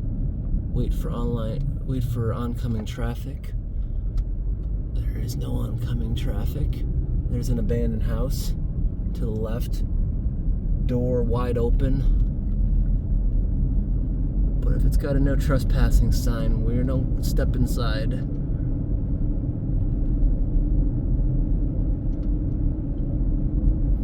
But many states actually, if you don't see purple paint and you don't see no trespassing signs, there are actually a lot of states you're just freely allowed to roam people's properties if it's not posted. Everything's open to the public unless posted. That's how it is in Maine. That's how it is here. And that does include abandoned structures in most cases. But if you see a posted sign there, you don't go near it.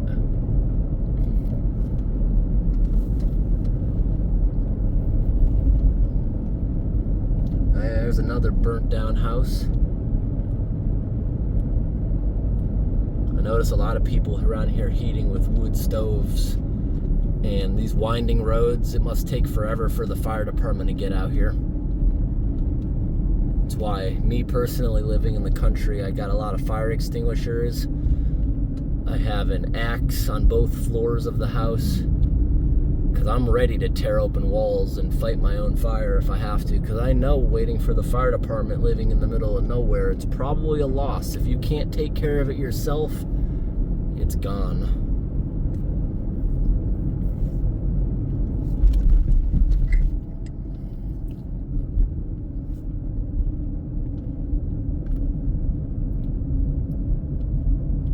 this area right here was underwater. Yeah, 100% this was underwater. Many of these houses have rebuilt. Sorry about that sun angle. I can't do anything about it, but we're about to go behind another mountain. I'm trying to make sure it focuses in at least. But right here, there's not much to see.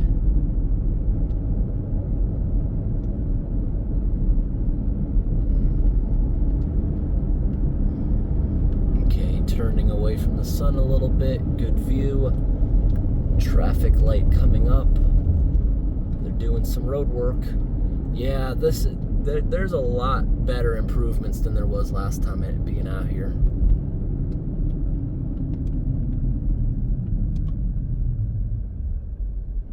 Okay, now we wait.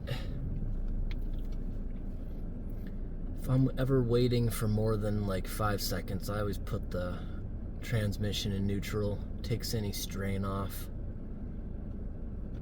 I would like to think that's one of the reasons I've accomplished such mileage with this car. Original engine, original transmission. We are at 397,400 miles. The car's doing good. No sign of braking yet. We're gonna hit 400,000 on this trip. I just did an oil change before leaving for this trip, so we're good until about 402,000, but I could even push it a little further. I have always done oil changes between 5,000 and 8,000. If I'm always on the highway, like a long distance trip, maybe I'll push 10. If I'm off-road, I'll try to do it around 3.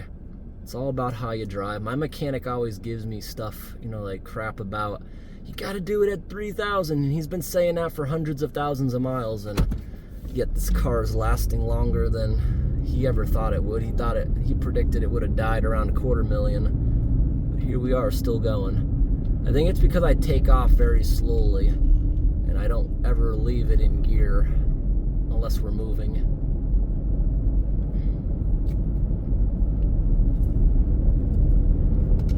Very meticulous about maintenance.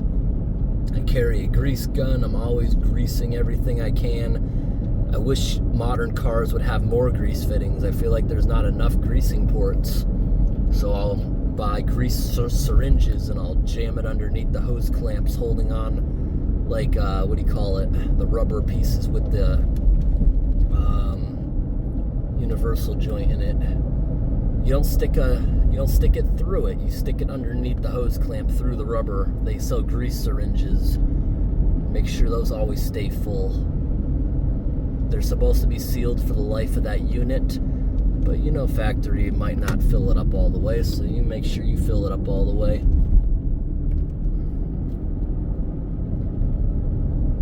Looks like this area, a lot of people's insurance came through, because I am seeing a lot of renovations and repairs going on compared to when I was here in the summer.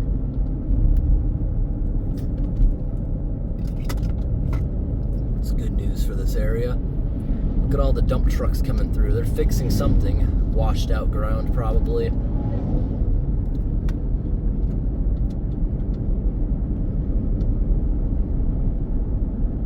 This is a really fun drive. I recommend it if anyone's ever in this area. There's a gas station. What time of the day did I come through here last time? Where I had trouble finding gas. I don't know. Because we've passed quite a few. But I'm also noticing maybe I just missed it. I haven't seen a Dollar General. I remember a lot of them on this route. Just goes to show we haven't even probably taken half of this road yet.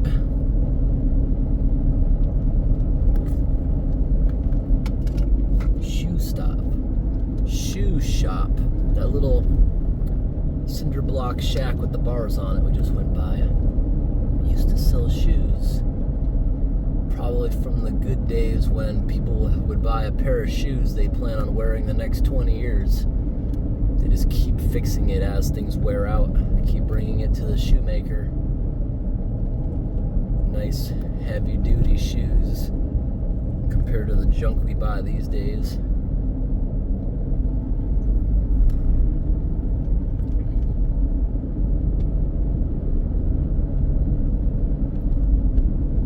These places sometimes are like a trip into the past. I remember the first time I ever entered Canada when I was there for a week. It literally felt to me, anyways, like going back in time. What I mean by that is, in my area, all the malls are out of business. In Canada, all the malls seem to be booming. More people go out in person. There's far less surveillance in buildings. And there's a lot of payphones that I noticed still exist. There's a lot of things that gave it a vintage vibe. But now that I go to Canada so often, I don't feel that vibe anymore. I guess I've just completely adjusted to it.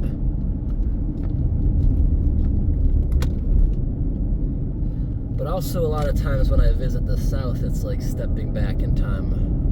I like it. A lot of these towns are slower paced. Progress moves slower. I kind of like that. I'm not someone who really likes technology. Even though technology is a big part of my job, I don't like it. Yeah, they definitely fixed all the slide areas. This entire road, every piece of this road seems fairly new. Like, I can tell when I'm driving now, it has definitely seen at least one winter, so it wasn't replaced in the past year. But winters can be harsh, especially some of the roads I travel in Maine. I've seen roads get replaced 6 months later after going through a winter. There's cracks everywhere, shifting, weird lumps. And I'm pretty sure this area definitely doesn't get as hard of a winter as Maine, but it's pretty hard. Wow, someone's building a house right there. To the left. I don't think we're the right angle for it, but someone's building a shipping container house.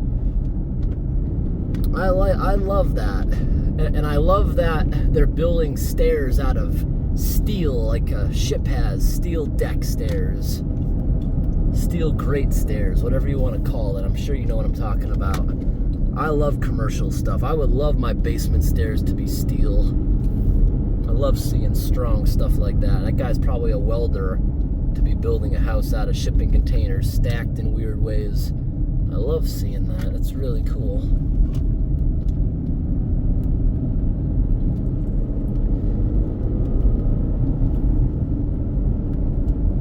These roads do eat brake pads and they eat fuel going up them. These hills are probably steeper than the camera's giving credit for. These curves are actually pretty fun to drive. I remember these were very fun to drive the last time I came through here, because the last time I came through here I had the rental truck, and that thing, I would never own a hybrid Ford F-150 for multiple reasons. It has a 10-speed transmission, and I know those are not meant for reliability, but it makes it feel like a sports car. The pickup is so fast. That was a very fun vehicle to drive, but I wouldn't want to own one. I don't see the longevity being there with that sort of advanced drivetrain. And the efficiency is absolutely not worth it, because that truck was very efficient for a truck until you use it as a truck. Off-road, I loaded it up with rocks. I pulled a couple trailers with that rental. Anytime you used it as a truck, it got worse mileage than a V8. So if you want something as a truck, don't get a hybrid, I learned. I would never get a hybrid to begin with. I don't think I would get 400,000 miles out of a hybrid. I might, but I don't think I would. At least not with the original hybrid battery, which is very expensive. Alright, 32 minutes to Walmart. Very, very sharp corners. But I don't Yeah, I don't think a semi would have a problem with this. They'd be going slow, but these aren't super duper tight. And there's enough clearance around most of these corners. This one's kind of tight. They might have to take both lanes really carefully. Yeah, I think they would have to take both lanes around that one if it was a full-size semi. But notice every semi we go by has a fairly short trailer. Wow, look at the view this house has.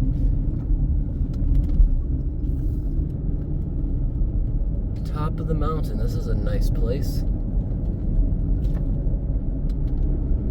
That guy must own a temporary logging company, or I mean builds temporary logging roads, because I see he has very thick culvert pipes that are clearly being reused for every job.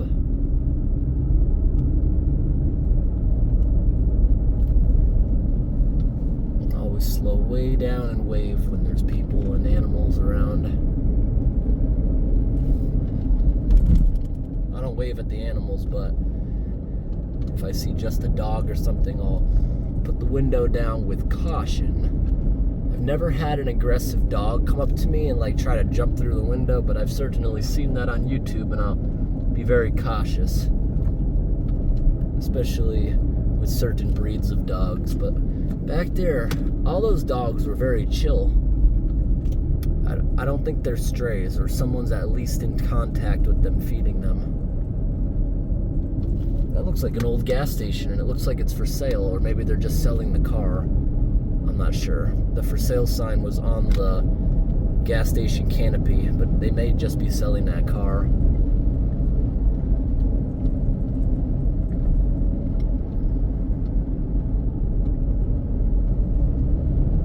There's a Dollar General. Now I think we might be in that area. We're going to see a Dollar General everywhere.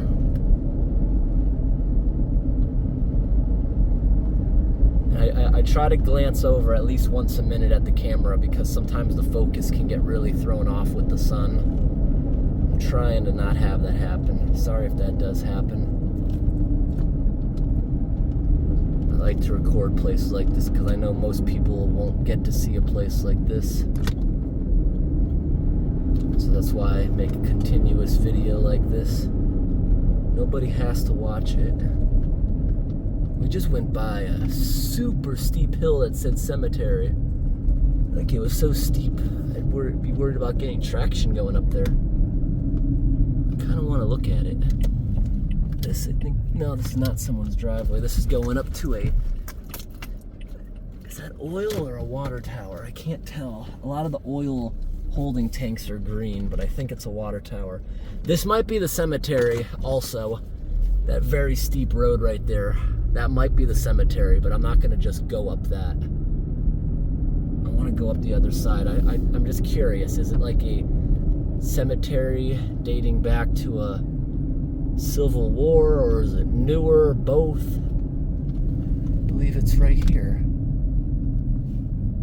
Ah, I guess you do have to go around the other side. That's the tailgate guy. At least we didn't get him behind us again. He's in front of us. Okay. Let's turn around again. I don't think I'm gonna go up there. Maybe I'll walk up there. I like exploring a bit. I don't really care if this video's 4 hours. The people who choose to watch it, I'm sure will enjoy it. And anyone who doesn't want to watch a video that long can skim through it. Yeah, that says cemetery up there. That road's very steep. I like exploring old cemeteries, so we're gonna stop at that road right here. I don't think I want to go up that. No, with this car anyways. It's right here. Okay, at least there's a good line of sight for getting out of this. Oh man. Oh. That's way steeper than it looks. What? Yeah, I'm not going up there, risking losing traction. I'm already spinning my wheels, and I got 4-wheel drive. But I do want to go look at it. It doesn't look like anyone really drives up there. So I don't feel bad blocking this just for a moment. Beautiful noise of crunchy leaves. I miss that. Where I live is mostly evergreen. We don't have stuff like this. So I do think I could have got up this if I really wanted with a little bit of a running start. But with this loose stuff, I wasn't going to take the risk driving up here. West Virginia is full of stuff like this. A lot of people's driveways are like this. Like, look at this. This is literally like a 70, 90 degree angle, that part of it. It's just a cliff. But I've been driving a lot. Look at all the acorns. It's good to get out for a little stretch here and there. Also use a bathroom break in the woods somewhere. So yeah, this is the access to the cemetery. The other side's gated off.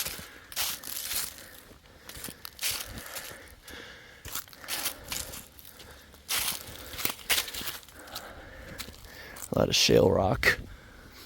So here's where I just tried to come up. That's not as steep. I wonder why that's not the way that's open. Nice railroad tie stairs.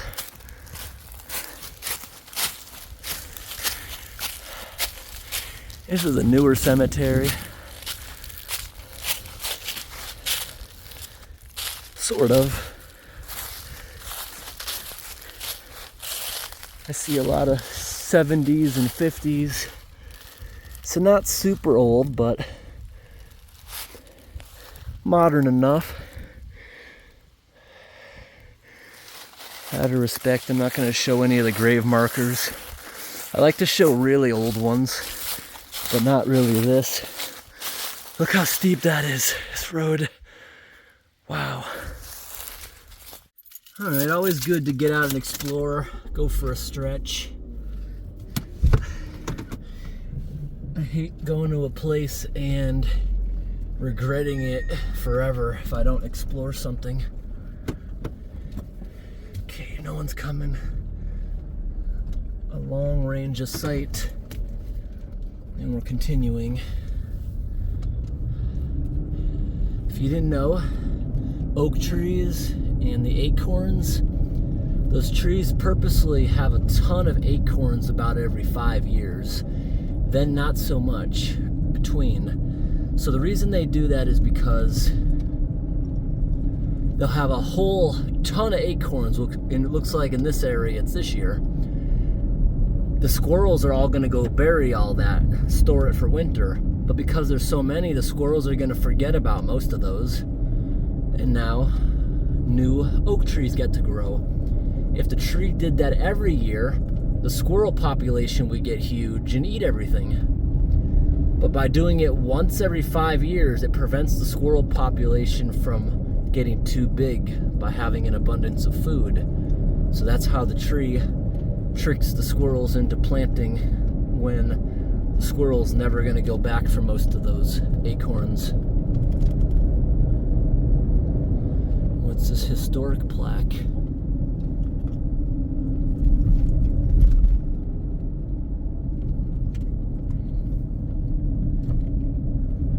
Welcome to Virginia. This Walmart's actually in Virginia.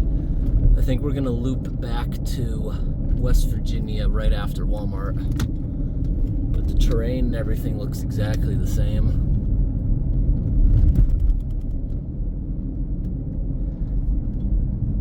That sun angle's getting strong. Wow, it's already up to 55 degrees or 12 Celsius. For me, okay, I just turned everything down as low as it goes without running the AC. I don't want to crack the windows for air, not when I'm recording, so I might turn the AC on.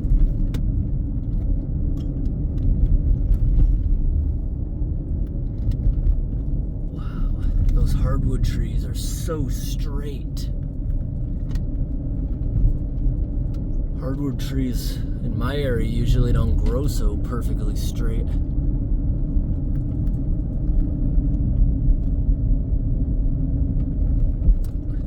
These curves help a lot with slowing down, in my opinion. We haven't had to downshift at all on these roads.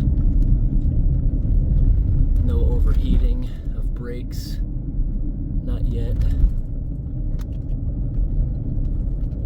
The only place I've ever overheated brakes was Oregon, Washington, California, BC, Yukon, all of them things, and Vermont. I've overheated brakes. There's lots of very steep hills like that where I had to take brakes. This car is not good at downshifting. I think it's because it's a smaller engine. My truck is great at downshifting. Like, I can go down the entire Mount Washington Auto Road without stopping at all for anything to cool. I don't even touch the brakes. Low gear, the engine just slows everything down perfectly. Bigger engines are better for downshifting, I guess.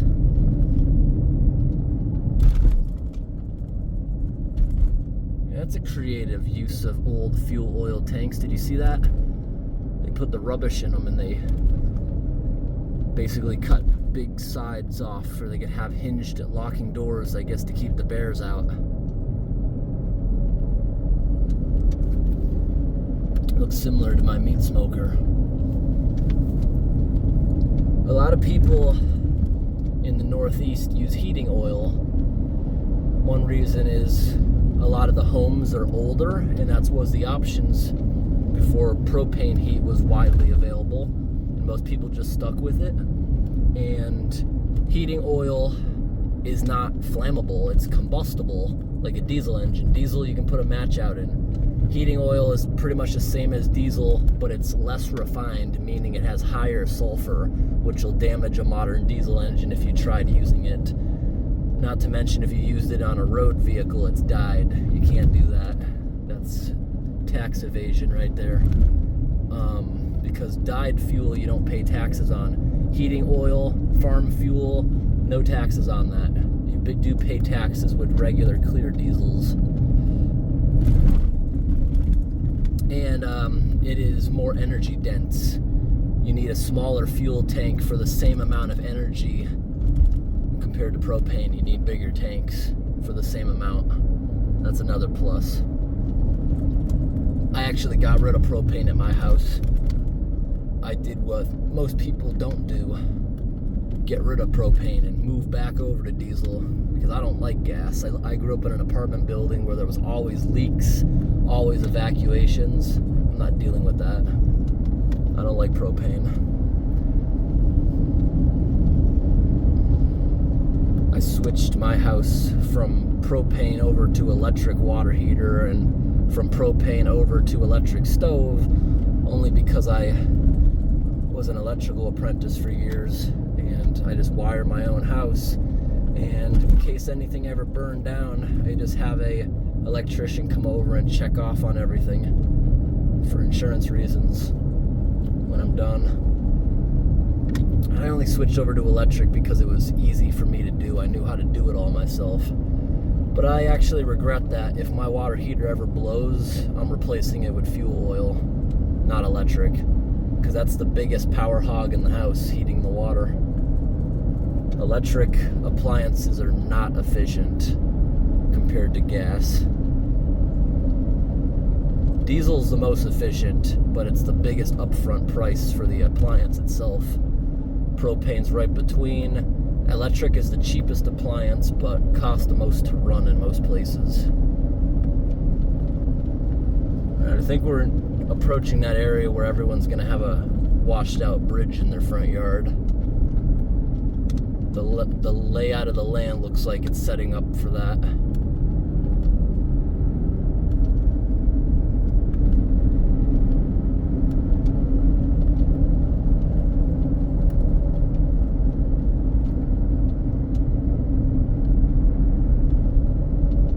That's one steep driveway.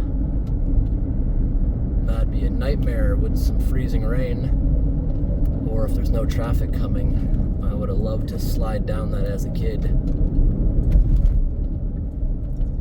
Look at that bamboo forest. That's what that green is right there. I've always thought about planting a little bit of bamboo in the yard. Everyone tells me it's super invasive, but every time I see it, it's not like Japanese knotweed. It's always in its own little patch. It doesn't seem to really spread super far.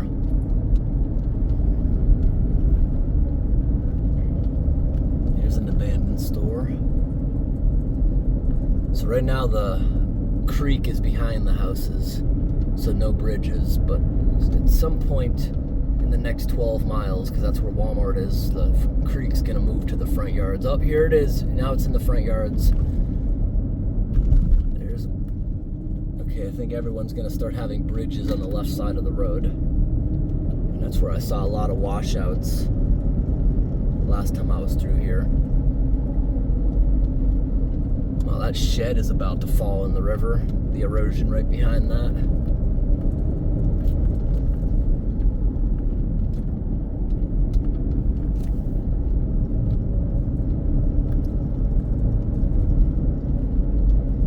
This house has its own bridge, but that's not a new bridge. That's an older one that just looks like it held up, but it definitely was underwater. Had a lot of pressure on it, and it survived it.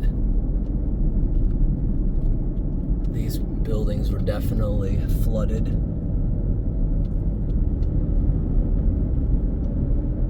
That one looks like it was freshly renovated, probably from the flood.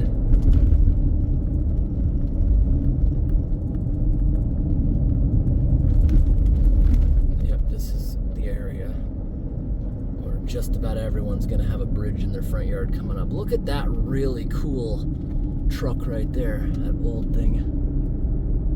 I like seeing stuff like that. That church looks like it's not functioning anymore. That was a church, that white building on the side, even though it wasn't shaped like a church. Road work ahead. What are we gonna see?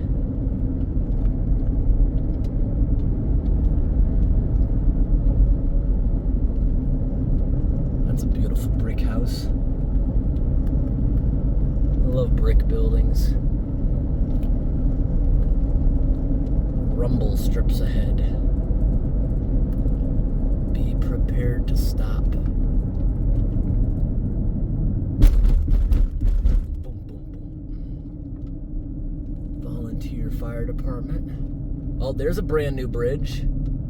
This area was all definitely underwater. These buildings. Yeah, this whole road I think was underwater right here. These buildings had deep water around them.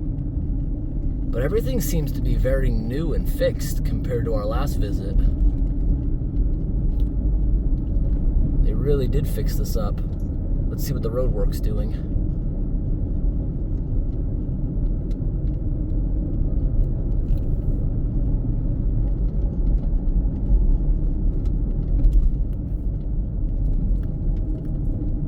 Yep, they're definitely fixing the side of the road here. They're spraying concrete over the rock wall to hold it in place.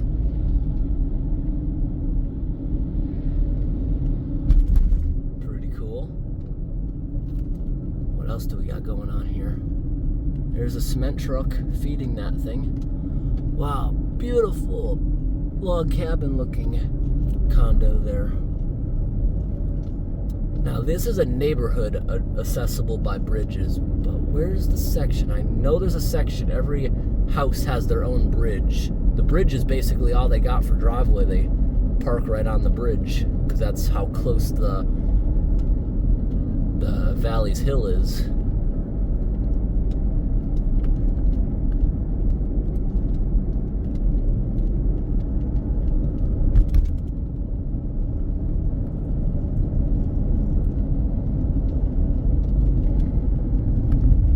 Here we go. That house got a bridge. That house got a bridge. Let me try to angle you a little more over there. That house got a bridge. That one's shoring. Looks like it's falling apart. Oh, this one here, see how it's blocked off? That's got structural damage. That one, you can tell, was recently fixed. Yeah, last time most of these were all out of service. Looks like they've been doing a lot of helping out and helping each other's neighbors. A lot of these people couldn't afford bridges. It looks like they've been fixing a lot of it. Right here they did more sprayable concrete. That's another old bridge. Doesn't look like it sustained damage. But somewhere up here I remember there's a bunch of trailers where there's just so little property you gotta park on the bridge. Curious to see how that area is doing, if those bridges were all fixed or not.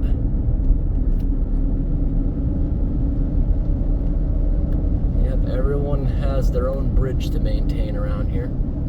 Oh, I think that bridge was unsafe. They had it blocked off.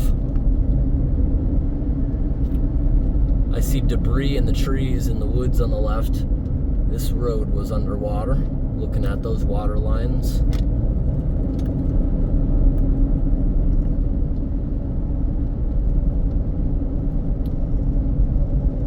I think that house was probably underwater there. I see that's an older bridge, but recently repaired.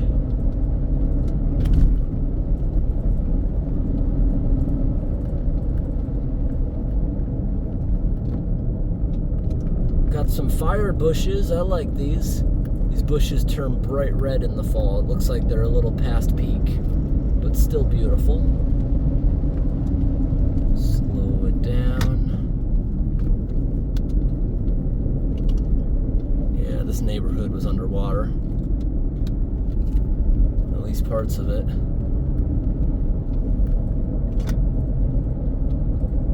Yeah, look at this. This whole road got washed out. Repaved around the corner.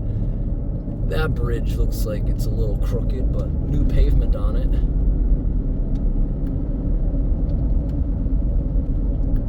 Oh, we got a horse. Wow, a lot of chickens in there.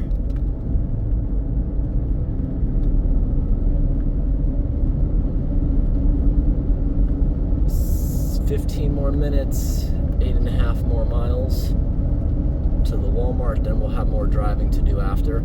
Okay, that bridge I can see has brand new footers. Wow, that bridge is completely abandoned and debris all over the deck. Yeah, so some of them are still bad, but all those bridges go over to the same side street. So I guess they're just using different bridges for now.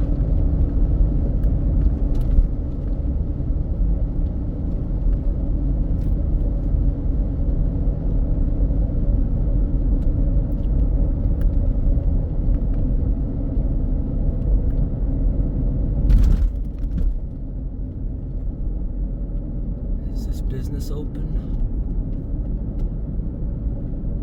Yep.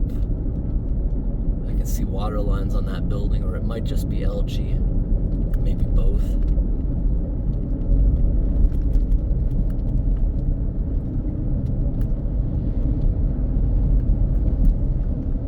Brand new pavement here. This was all a wreck last time I came through. Not a lot of room down there for that river. Remember, even this road and where all these houses and structures are built, this is all a historic floodplain. So that's probably not the last time this is going to happen. But I do see in some areas the new houses are being built far up the hills.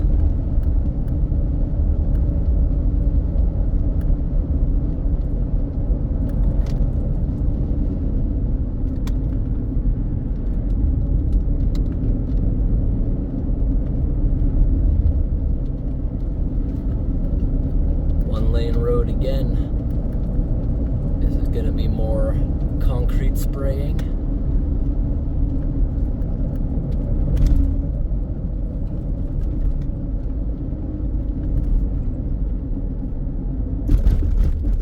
Boom, boom. Coming up to a stop. Oh, I like that fence on the left. You see that super thick metal chain, like it came off a massive ship, but they repurposed it into a fence. I like that.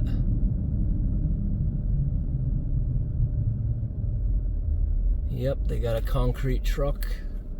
Looks like more of the same thing. What are they using the excavator for? I'm curious about that.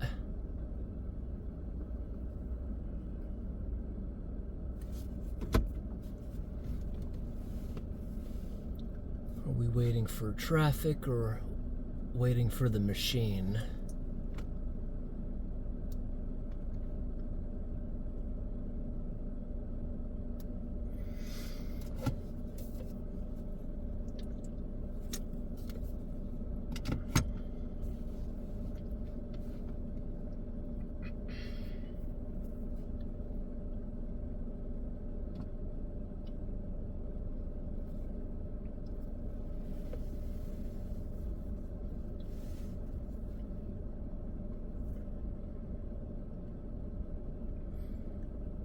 I also, when I'm stopped like this, I think it's good to put the car in neutral instead of park, because I've been told it scares the people behind you when they see your reverse lights turn on for that second. And I've definitely seen those YouTube videos to back that up. Someone will, I don't know how it happens, if they're exhausted or what it is, but they'll accidentally have the car in reverse and then they hit the gas thinking they're going forward, but they're not paying attention.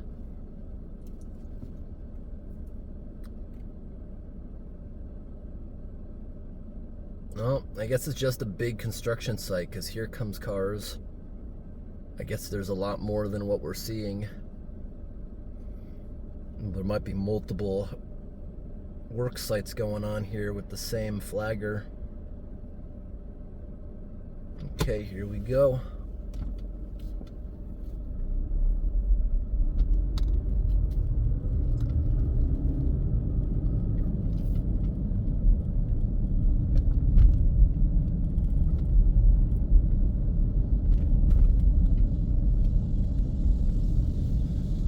That's what the excavator's doing. Did you see that? The nozzle is on, they're using the excavator to spray the concrete. It's holding the hose and nozzle. Pretty cool. I see debris all over the trees to the left. So this road was underwater. And seeing how flat it is, I'm assuming these yards were underwater.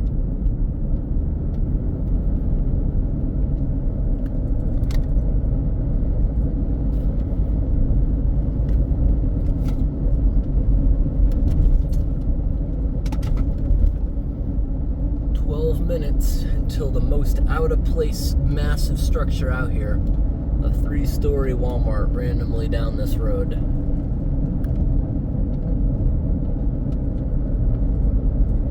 Almost there.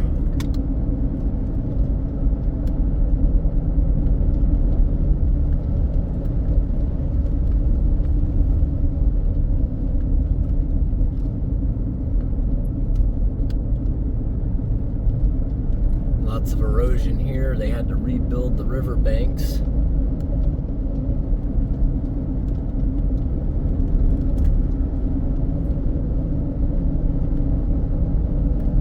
More spraying of concrete here. It looks like as they're going along, they're fixing all the bridges for the people. Most of them anyways. Because it looks like this time going through, nobody is stranded at all. Look at this gigantic school right here. Huge building. It's gotta be a regional school, right? Because everything's so spread out. Is that even a school? I just see the school buses. I think it's a school and multi-purpose building. You can tell this area had flooding and we're so low, so close to that water. Yep, look at that. All brand new retaining walls behind this large condo building. This was all flooded. There's another Dollar General. Yep, I think every one of these mobile homes was underwater. And by the look of it, half of them are abandoned. Probably mold and water damage is just so severe. Who knows how many of these people actually had insurance. Oh wow, this building to the left is just teetering there. It's gonna fall in the river the next flood. I see more school buses and another building that looks like it could be a school. What's that building say? I think that's the county office. I didn't catch the name, but it said something county.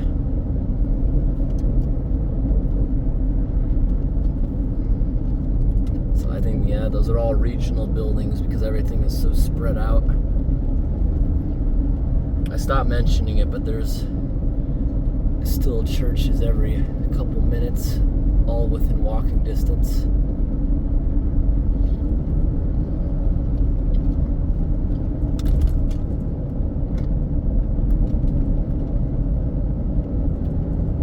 So many awesome stone houses out here.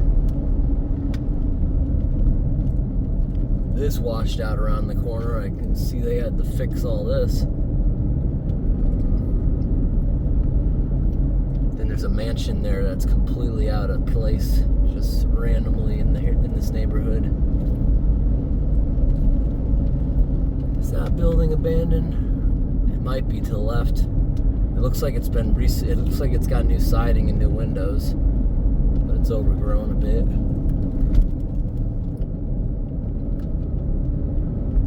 Yeah, just about everything's fixed. This community really helped out everyone. Every bridge seems like it's back in service, at least the ones that matter. See that one there? That's in service, but you see all the railings bent over on it. Those floodwaters were bad. 7 minutes, 3.5 miles.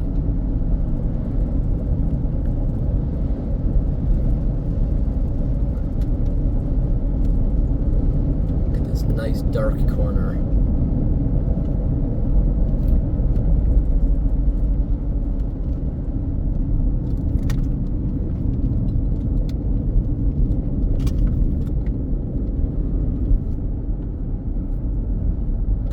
Abandoned mobile homes down in there, all low-lying.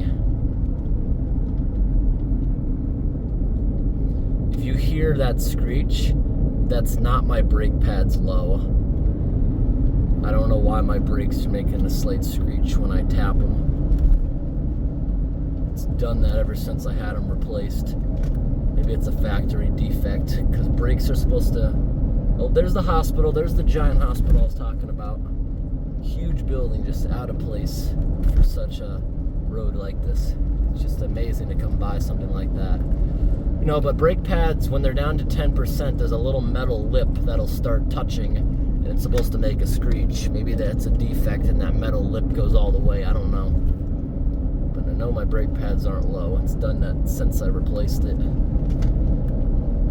They had a little flea market there going on.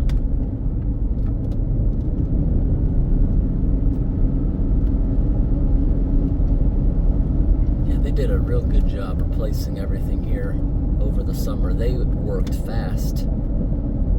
When Maine had bad flooding and Vermont had bad flooding, there's still a wreck.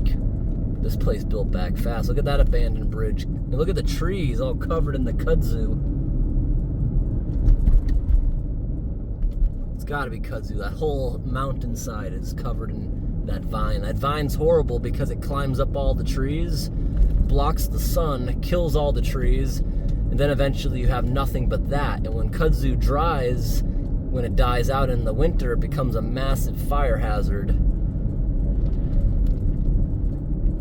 I believe kudzu was intentionally brought to the U.S. to help with erosion, but it went out of control, just like knotweed was intentionally brought over for erosion control. But without natural predators or nothing that eats it that's native, comes out of control. Got a slow poke up here. Speed limit's 40, we're going 28.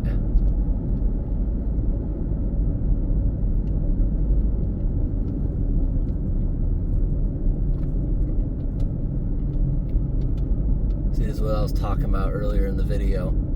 If I'm driving slow for some reason, I always pull over and let people pass. This guy's now got, including me, 6 cars here.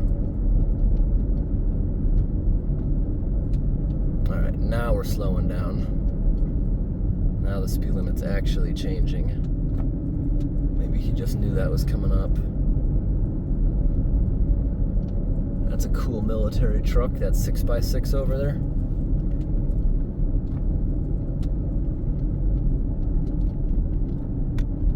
Another huge church.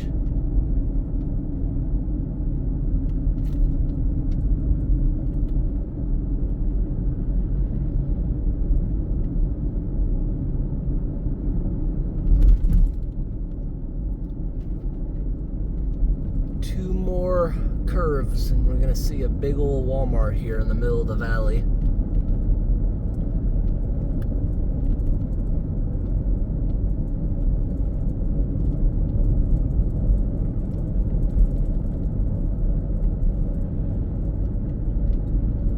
Can't imagine how scary a place like this would be when it floods this whole valley. But everything looks pretty much brand new. Things are either completely abandoned or completely rebuilt since last time being here. Another huge church building. Some of these churches here are massive structures.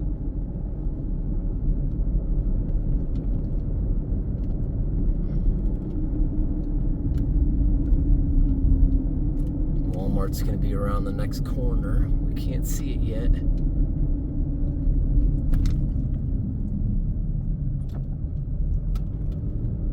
I'm sure this grocery store here hates that the Walmart exists across the road.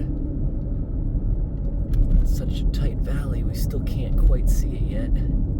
There it is. We're about to pull into it. I gotta go shopping in the only 3-story Walmart in the world. Oh, and get off your phone.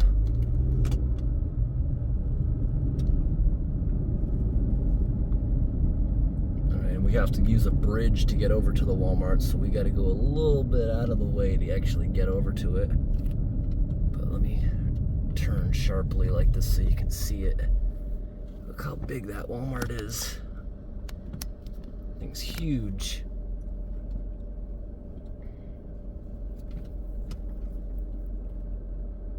So it looks like it's got 2 stories of parking, and the shopping is going to be on the 3rd floor. That's actually very smart considering literally everything here flooded.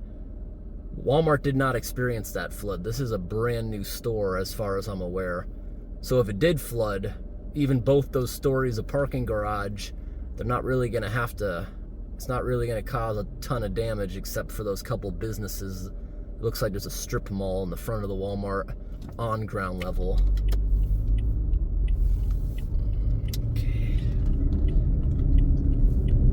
There's no traffic around here, but I know someone's gonna mention, yeah, I just turned from the wrong lane. No, maybe not. And maybe both of them turned. I didn't get a close look at that. But here we go, turning in. Got a Taco Bell in here. Big bump. Let's check this place out. I wasn't even aware it was 3 stories. I thought it was 2-story, because there are actually a lot of 2-story Walmarts. That's how they fit them into certain cities. Is this the way in? It looks like there you got ongoing construction going here at the Walmart. Now, what's the height? I'm sure I can fit.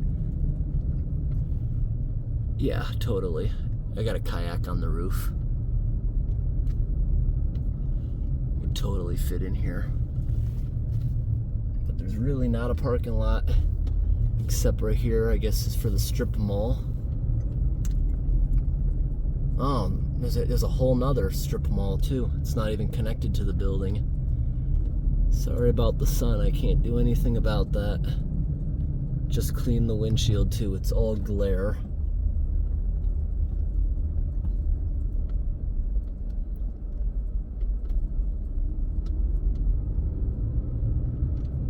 I don't care how many people think I'm weird, I'm gonna film this interesting structure when I get out.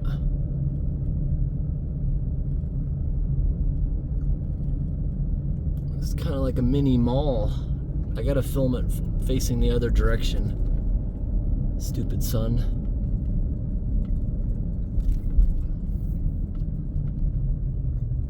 At least there's not a lot of traffic here. We're gonna loop it around. But see, this structure here is attached to the Walmart. Everything's attached, like a mall.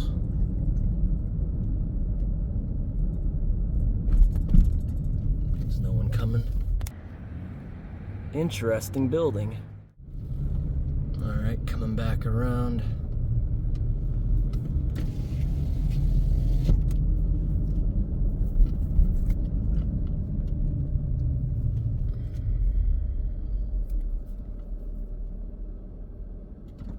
I guess we don't need to park in the building. We'll just park here, I guess. Walk through the front door. I feel like this is gonna not be a very busy Walmart at all.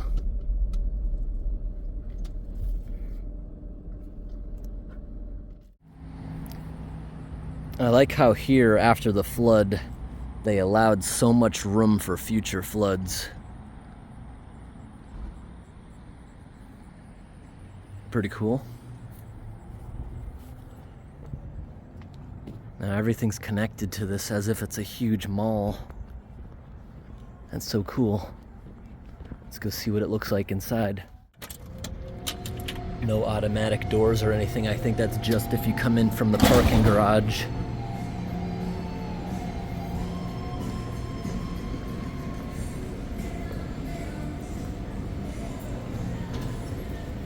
Huge parking garage.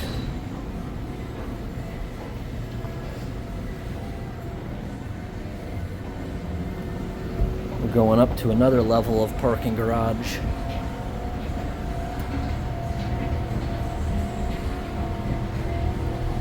Yeah, there's really not many people here.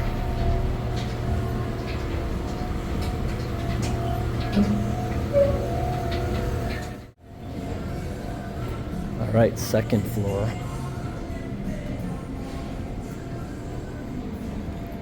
Just parking. And look at the cliff right behind the building. So little space. I like how they stacked it. I can't wait to see what the inside of this place looks like. We've slept over at hundreds of Walmarts and stuff before. Be interesting to see how this place is laid out. It looks like it's got the same size footprint as most Walmarts. It's just got the parking lot beneath it.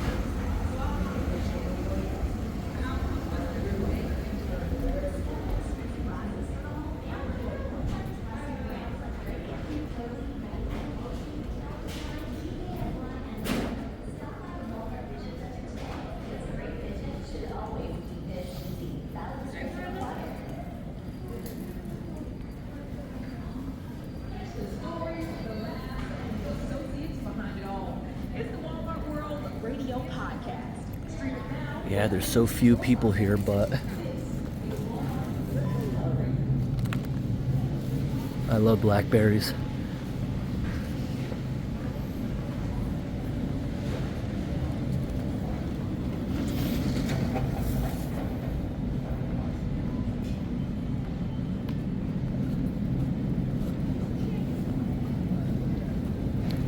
I also wanted to get a jug of water here.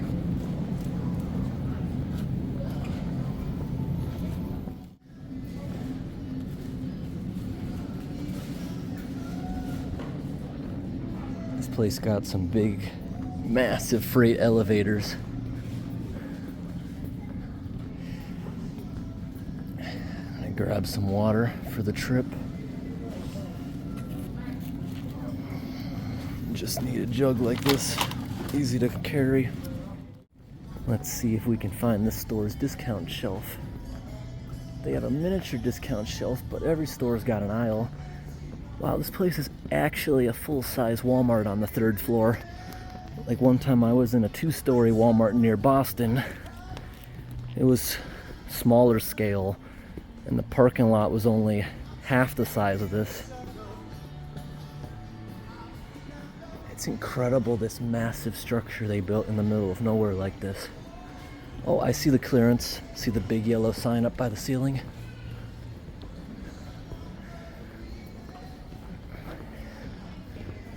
I try not to be rude. If I pass by someone, I just face the camera down a little bit.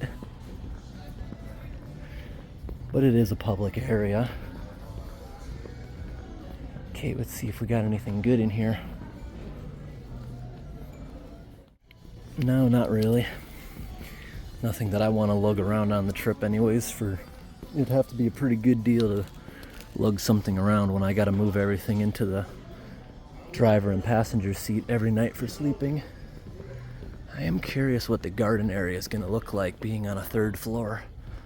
I did see a sign, it has that. Oh, look at the big elk up on the ceiling. Is that real? I've never seen a taxidermied animal in a Walmart. That's cool. It kind of reminds me of like a Bass Pro. It's got a huge outdoor area compared to most Walmarts. It's pretty cool. Let's see what they got for a garden. Do they actually have live plants? I think we're too late in the year to see that. Yeah, it's already gone over to Christmas, the garden area. So yeah, they don't have it. I thought maybe it would have like an outdoor greenhouse. It does not. But I'm sure in the summer they'd have like plants and stuff you can buy at the ground level.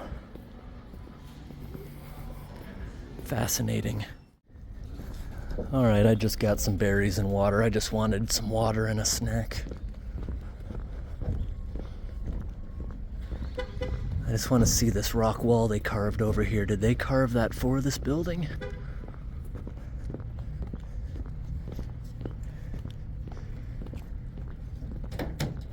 Got a friendly pigeon. Couple of them. I just want to see how this place is connected to the rest of these buildings. No, that was done by the railroad.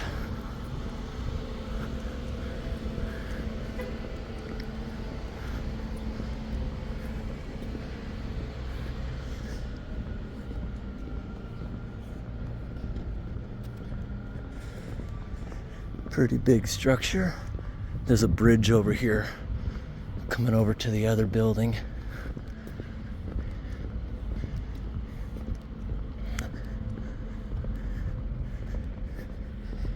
See how empty the parking lots are? Not many people here. Very empty building for its size.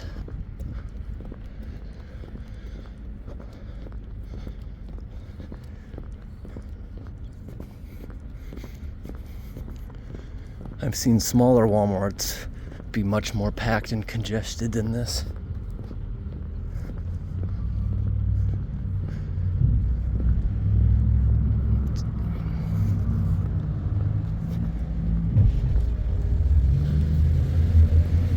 So what is this over here?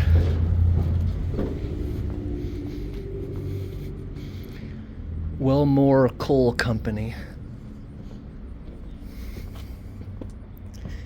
Guess we'll go down this way. We don't need to go back to the escalator. But you can see, look at the mountains. It looks like they carved out this entire town center to make all this stuff flat. Got lots of Christmas stuff set up.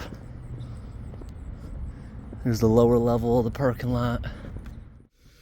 Alright everyone, I hope that was interesting walking around in there, and while we do have a signal, I set my next location, which is 4.5 hours away. I mentioned I wanted to see the Kentucky Caverns, so if anyone's been skipping through the video, we're at the only 3-story Walmart in the world in Virginia, right next to the West Virginia line. It's right here in the mountains. This whole area was carved out to make it flat for these structures. Pretty cool. This area had severe flooding not too long ago, and the first 2 floors of Walmart are mostly just parking lot and freight elevators. Not too much to get damaged if there ever was another massive storm. And I see Walmart really took care of their drainage. Like around here, all the narrow creeks going through the hollers where everyone lives, they're small. Here, they like dug out the entire front of the building, so the river has like 10 times what it regularly needs for a flood, to try to make sure that never happens again. It's pretty cool. But now we're gonna head out of here. I'll probably film for at least another hour, see what we can see. This is a weird road. See, I'm clearly supposed to be going down here because you see the red light. Why is the line in the middle of the road back there? Did you see that dotted white as if it's a one-way, but it's not? They should get some yellow paint because that's kind of confusing.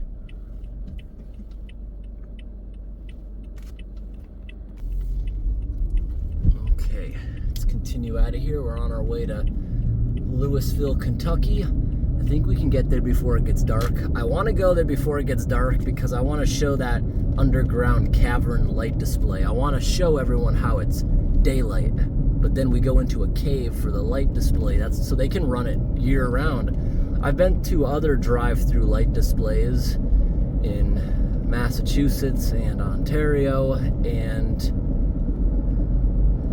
you can only go to them at night, but this is underground the entire drive. That's really cool.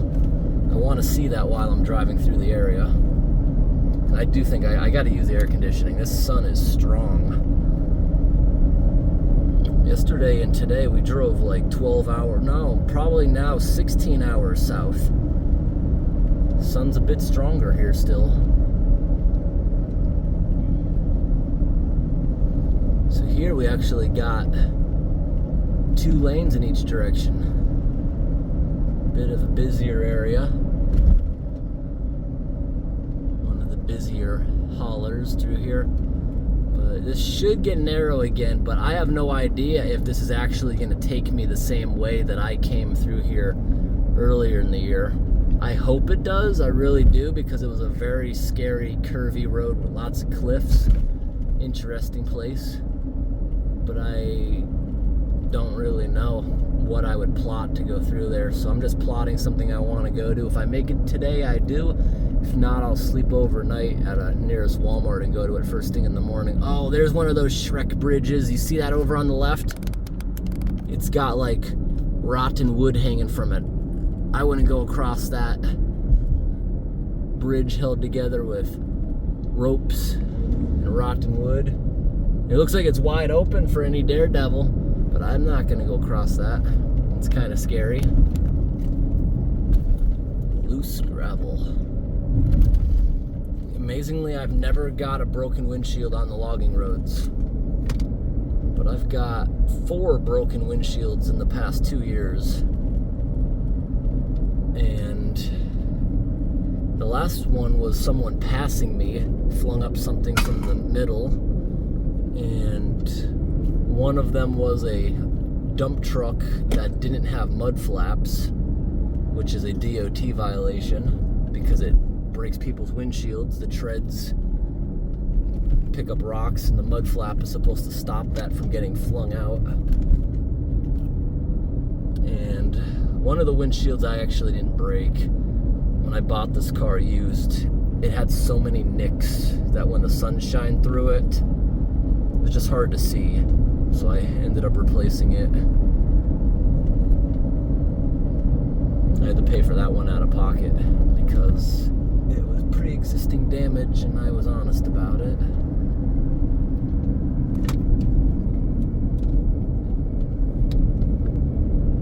The 4th one I don't really remember. I just know I replaced windshields 4 times.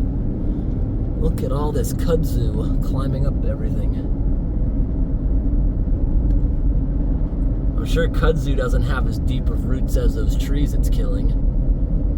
Could that mean landslides eventually, when it kills all the forest holding these hills together? If it's allowed to get to that point. I wonder if goats would eat kudzu. Could you just let some of them graze at all?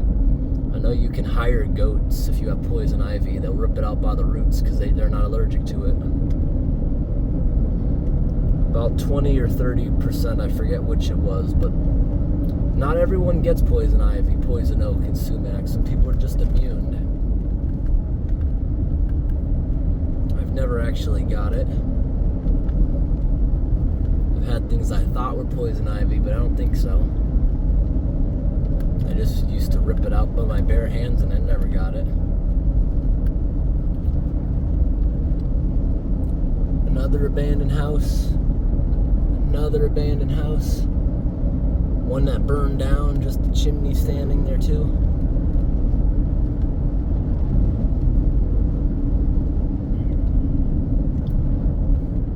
Look at the Kudzu climbing up that awesome dump truck over there.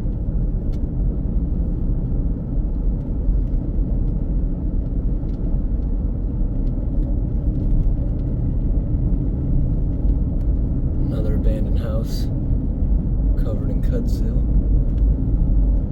Actually, that might not be abandoned. It might just be someone who physically can't take care of their yard, because it looks like it was trimmed going to the front door. Oh, there's another bridge that's pretty damaged, but it's open. Half the railing's missing. That's how high that flood looks like it got. Maybe not that high. That railing could be broken for another reason. Look at the Kudzu growing right up to the yellow line. I mean, right up to the white line where no one's running it over. I love that show, Life After People. It shows these abandoned roads. Kudzu grows so fast if it is warm and it's been rainy a lot.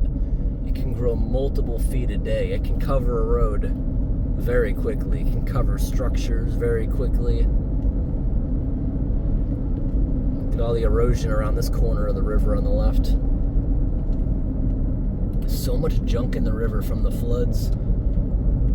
Or maybe someone just dumping. There's lots of tires in that river.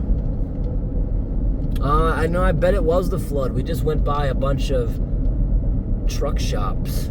It probably just stole all their tires during the floods. Hopefully we can make another corner, get that sun glare out of here again.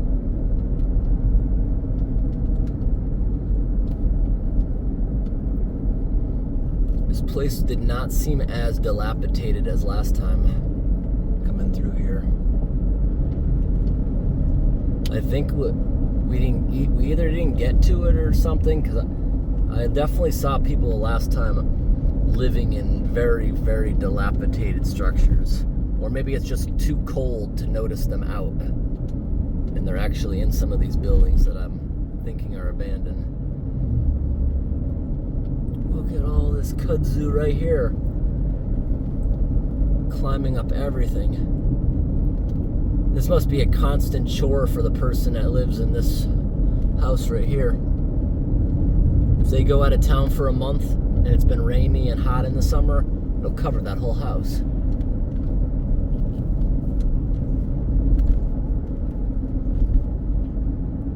See, it's climbing up all the utility poles and trees.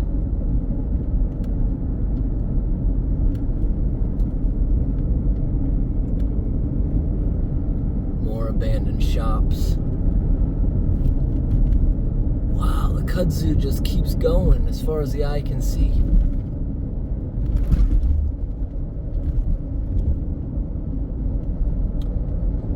From what I'm observing here, it looks like it can't really grow in the mature forest. Maybe there's not enough sun for it to get started. But here, these singular trees in people's yards, it's certainly climbing up and killing them all.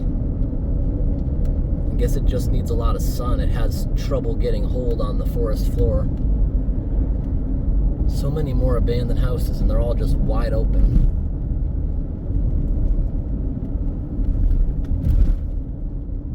Another church, that's abandoned though. Look at the window busted right through on the side. But it's got a metal roof, that'll be there a while.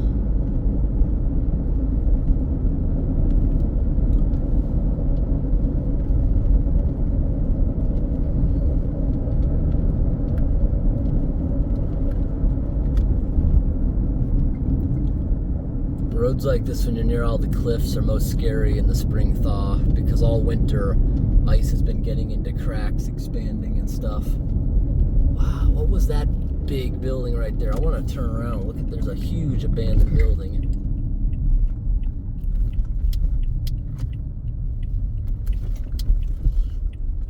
Wow. There's an old abandoned box truck in there too. That thing's old. 50s, 60s. There was just this big building right here. What is this? Tracks and Restaurant. We're not gonna go in it. I just want to get a shot of it.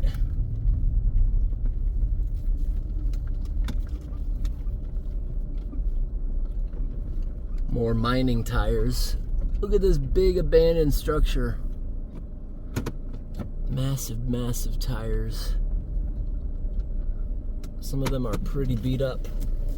Let's see if we can go around back. Look at the Kudzu. I wonder, one vehicle running over its vine, is that enough to kill it or no? Oh, this looks like it was a motel. See all the air conditioners up there? This was a motel, restaurant, a multi-purpose building, it looks like. This is probably just a road from the police going around it. Can I even go around it? Oh, wow. It's wide open.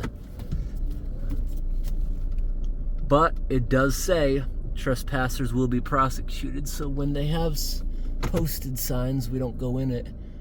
You can tell the roof drains must be clogged. See the water marks running down those cinder blocks? Cool building.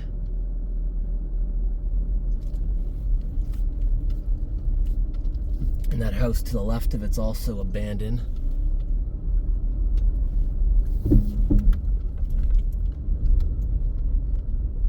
They have an outdoor walk-in freezer.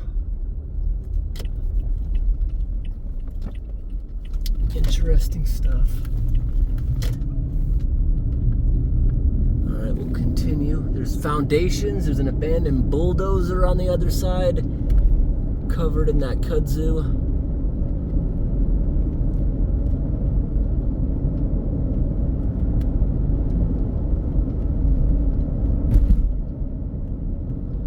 How kudzu spreads, but little pieces of it that break off in the river root somewhere else. I know knotweed will do that.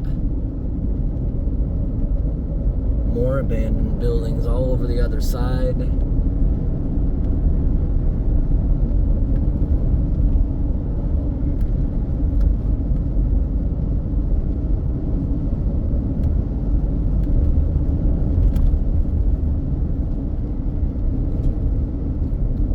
I guess we have a little bit more daylight than I'm used to in my area, technically, because we're further south and further west. Both of those are increases in daytime. It's been getting dark around 4.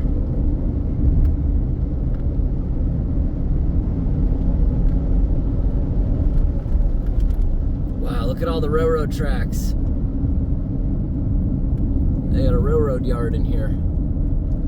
Another abandoned house. Abandoned sheds, another abandoned bulldozer, and looks like a school bus from the 50s in there. So much cool stuff here. There's an abandoned semi right there on the side of the road. No engine, no hood. Oh, look at all that coal.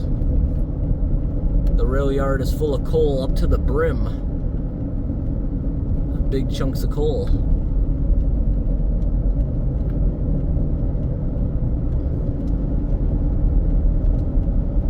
Sure some of that rattles out, right? Or does it settle as it starts moving? I'm not sure how far these have moved.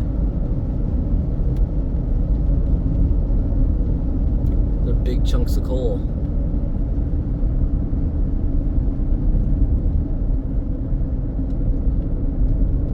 This kudzu is insane. It's still everywhere. Anything abandoned is just going to get quickly covered, and this holds moisture, helps things rot faster. holds moisture for freeze and thaw cycles to cause more damage to brickwork. Must be constant maintenance to trim these signs too. Okay, we're going over the railroad now. Beautiful weeping willow up there.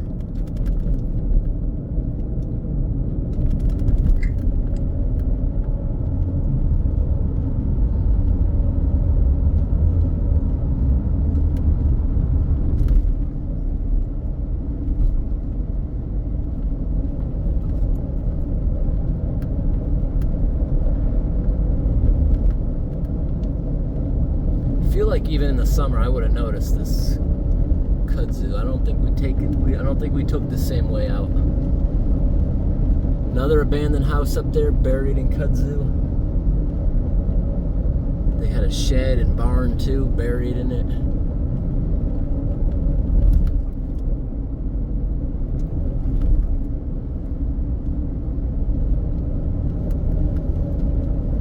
And now the Kudzu looks like it's disappearing because it doesn't like growing in the shade.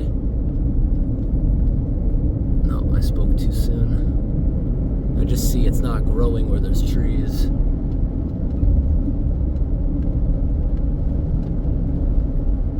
That's one steep driveway. I want to turn around again. There's an abandoned railroad related building that I think we can go to and just check it out.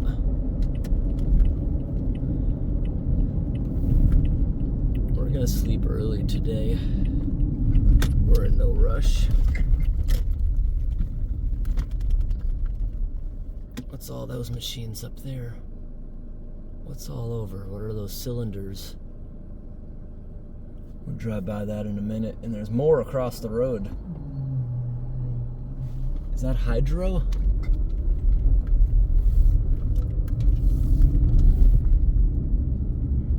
No, it's got a motor. They're big fans. What for? Coal mines?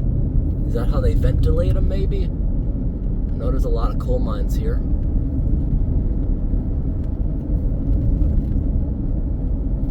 Okay, we're going across this very sketchy bridge. There's an abandoned building with old trucks and old school buses.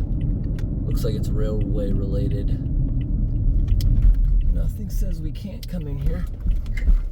I don't know what that sign right there says, but we're not gonna explore really. I just want to get a close-up look. Going across the sketchy bridge.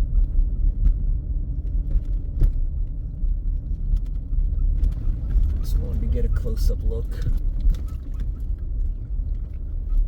Old bus. Unless I look at the front of it, I can't really age it because the bodies of a lot of buses haven't changed. I know Bluebird bus still looks just like that. I feel like this is railroad related. I'm not gonna go any further. I'm gonna turn around, but right here, look at we got all these conveyor belts right here rolled up.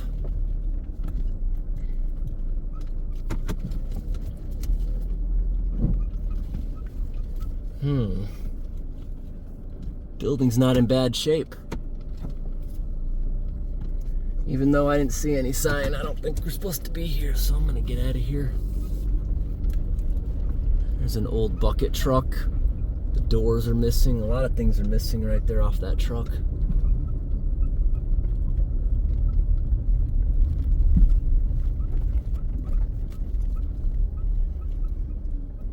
Considering that school bus only has red lights and no yellow lights to warn you that it's about to stop, I'd say it's 80s or older.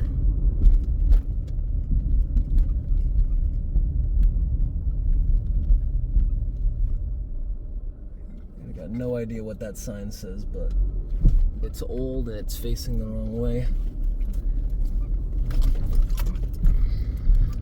Just a shell of a metal building, not really much there.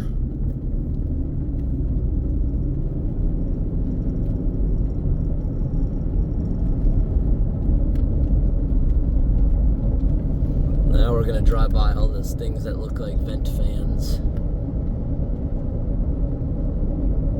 Wow, it's getting sure warm for how cold it was last night. Now it's 58, 14 Celsius. There's a whole bunch of these things. Blower fans, right?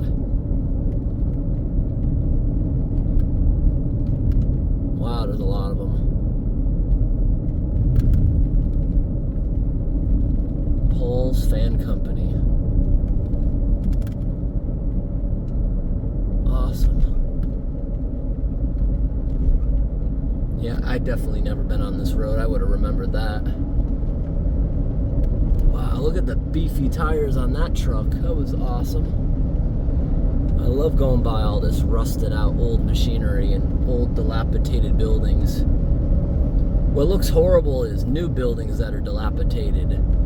Vinyl siding, fake materials, they rot so fast and they're just garbage. These old houses, even though they're rotting, they're usually still structurally sound for decades of water damage. New houses will be completely destroyed a couple years because of how cheaply they're built, if they were ever exposed to these type of situations.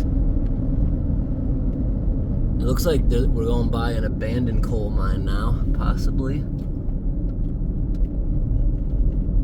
At least there's abandoned conveyors and lifts. This coal mine town is still active.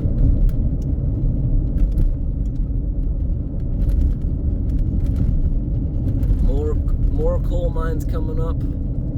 Look at all these coal elevators. This has got to be where those trains are getting loaded.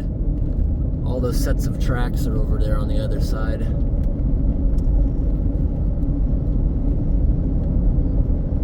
Yep. Those machines are working.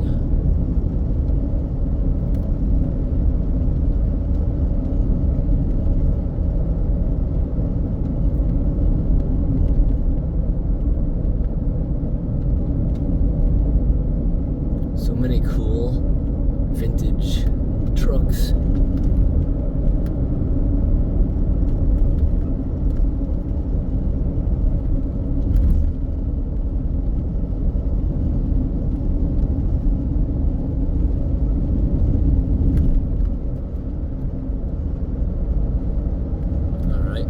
Go goodbye, sun glare. This is actually a really beautiful section of road. Too bad Kudzu doesn't turn like bright red or something. This would be beautiful. This bridge here goes over to the coal mines.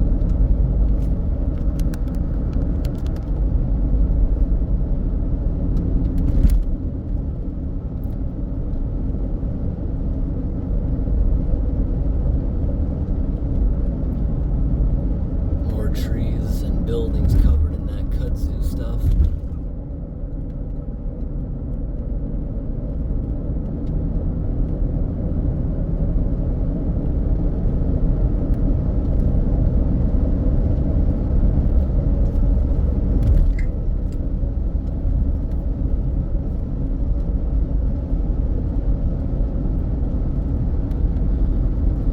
You know, even if that dash camera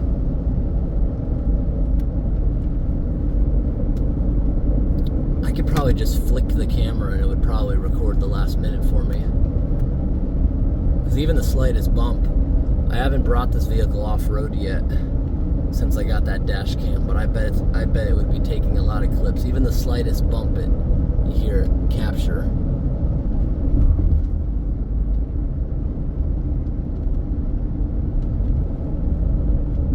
Look at all these hills of kudzu. Oh wow, there's a whole building collapsed into the river. Did you see that?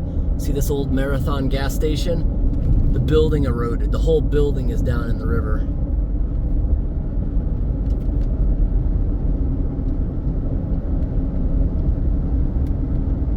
Yep, I see tons of erosion. The back sides of these buildings. Welcome to Kentucky. We're in Kentucky now. Still lots of abandoned buildings going, but it is quickly becoming less mountainous.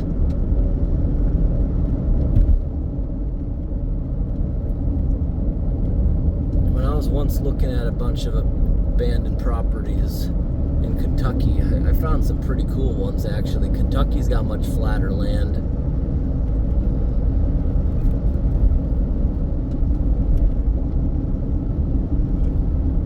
I actually saw this one thing, it was a great deal, but still unaffordable for me. I think it was $300,000. There was this huge working farm with so many barns, massive 8-bedroom house. It was an Amish family selling it. Not a single thing had power. They must have been old order. They didn't have literally anything that was electric in that house. Not even machines. Like, a lot of Amish people can use machinery if it's business related, but not this family. It must have been the old order to be set up so strictly like that.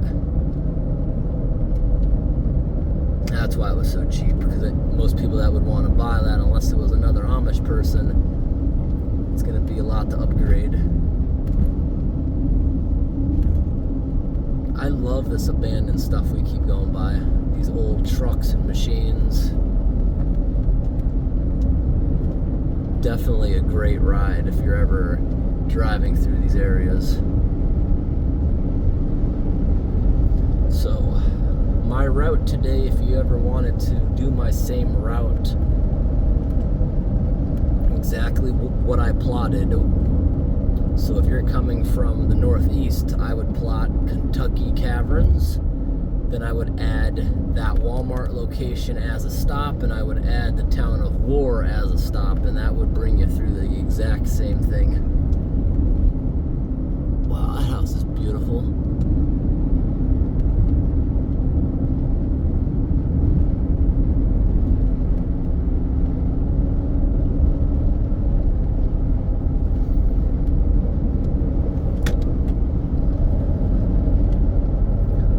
That stops me from moving south is I hate the heat, and I don't want to have a property where I gotta worry about everything I lift up.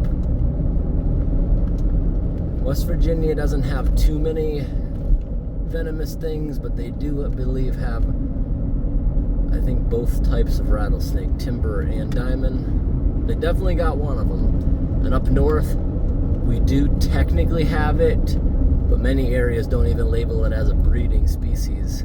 You're lucky if you see one in your entire lifetime, so that's not even a concern. There's really nothing venomous where I live that can even hurt you. That's one thing I'm cautious about in the South. If I'm anywhere hiking or anything in the South, I'm gonna wear the big high boots to hopefully protect me against a snake bite. But I've always heard rattlesnakes are gonna get out of your way before you even show up. But I've seen lots of the water moccasins, and they will stand their ground, that type of snake. And water moccasin will let you step right on it, and it's gonna bite you. I encountered a couple of them in the Everglades when I was hiking out to those very remote campsites that probably only a couple people use all year. Like that one last year we did where we hiked that abandoned highway. It was like an 8-hour hike, one direction, full of alligator infested waters on both sides. I saw an alligator that had to have been 12 feet cross over the road. It wanted nothing to do with me, but there's lots of things out there. Growling alligators outside the tent at night.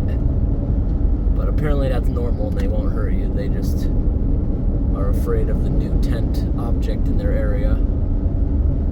We're heading back down to Florida is the goal in the next week, because I got family down there. Hang out down there a couple weeks. I got nothing going on until December. Might as well come down here. I sleep in my car. I got a bed set up in here. I'm just paying for the fuel. I'd be paying for food regardless. But when I'm traveling like this, it's a good excuse to lose some weight.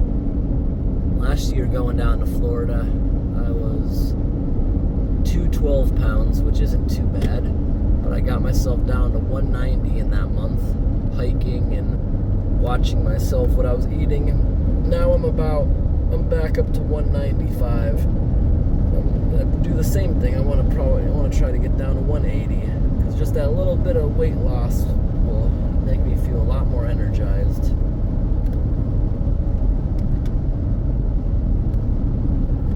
I don't like sitting at home when I got time off. I'll travel. When I sit at home, I'm bored and just sit there eating and reading comments.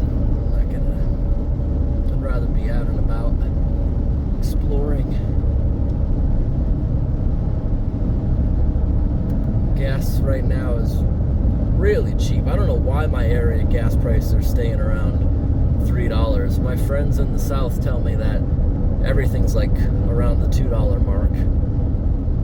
So that's really good. And I'm talking about when we hit places like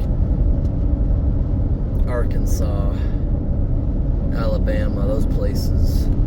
Florida's gonna be expensive again. It usually is a little bit more.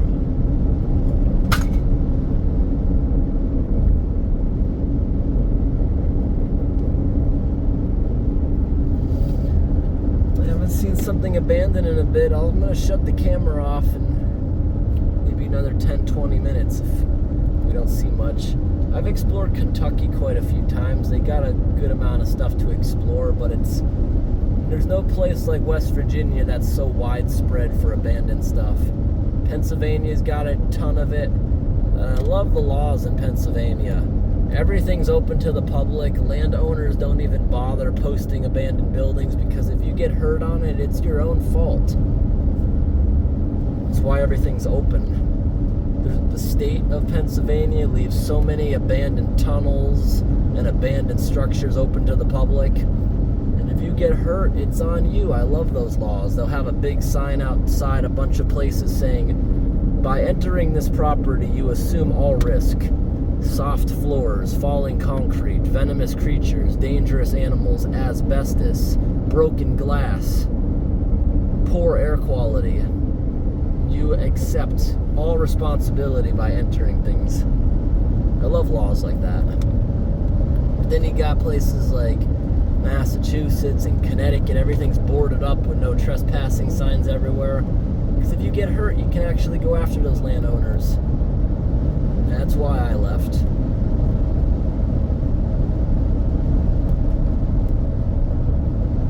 I wouldn't mind living in states like this, but there's also a big thing that even friends that live in these states tell me. Oh, you don't want to move here. This is so boring compared to where you live with mountains and logging roads. Here, any logging road is going to be so super steep that as soon as they're done using, it's going to wash out.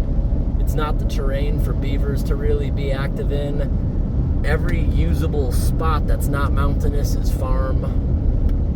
You'd get bored here fast. You like visiting for a week, but you'd get bored here fast. You know, I believe it. When I go down to visit Florida, I'll spend a little bit of time at the beach and the Everglades, but you know what? After a couple weeks, I've had enough of it. When I visited someone last year in the hospital down there, I had enough of it after a month. But the Everglades is probably the highlight for me. I could care less about anything going on in the cities or public beaches. I could care less about that. But I did really like, I went to it 2 years in a row. There's a cheap motel on the beach, 100 something a night, and it's a private beach, so there's not tons of people walking around. Not too many affordable places on the beach. Many places on the beach, when you're looking on like booking.com, it's these high rises. Tons of people, you're gonna pay so much money. That's not fun to me.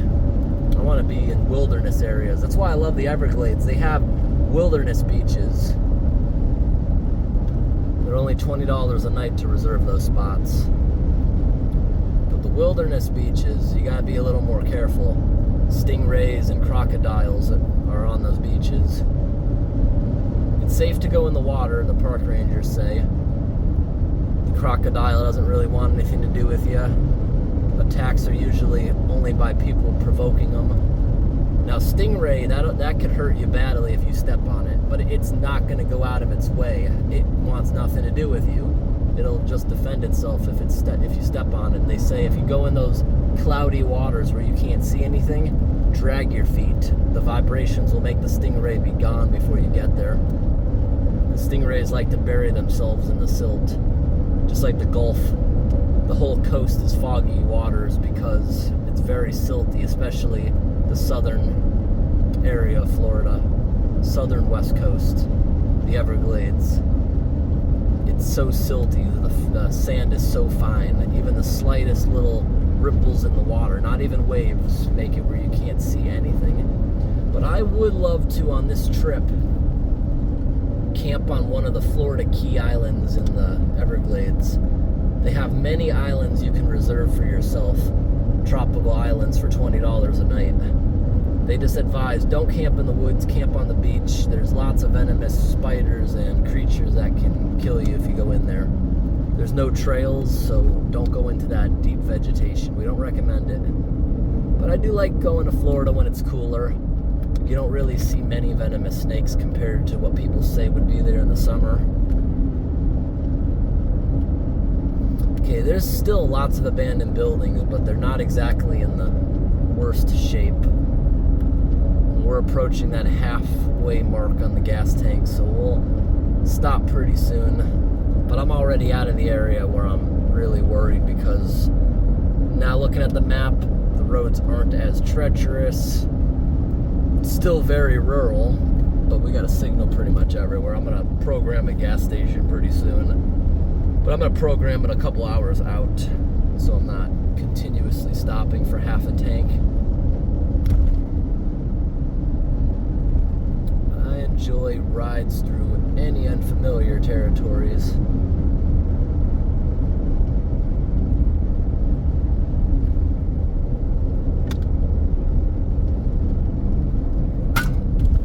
Looking at the map, there's more buildings coming up, but they're not exactly abandoned. Everything here, now that we hit Kentucky, ooh, that house is up for auction sale.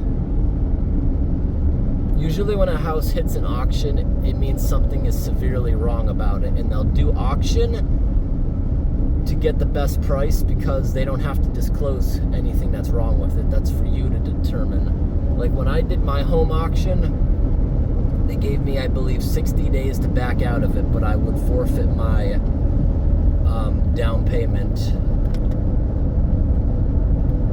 or deposit. I would have to forfeit that if I backed out of it. That's how those auctions work. Sometimes you get a good deal, sometimes you don't.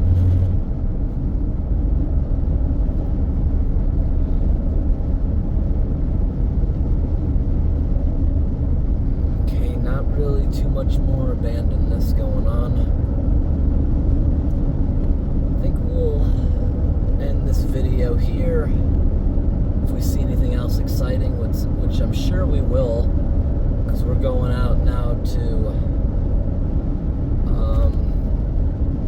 Missouri, down through Arkansas and Mississippi. We've got another 2 days. We're taking the long way to Florida. We're planning on at least 4 days.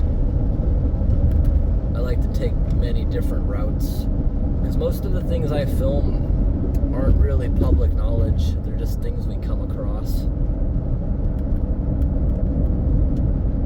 Thanks for watching, everyone. Have a great day.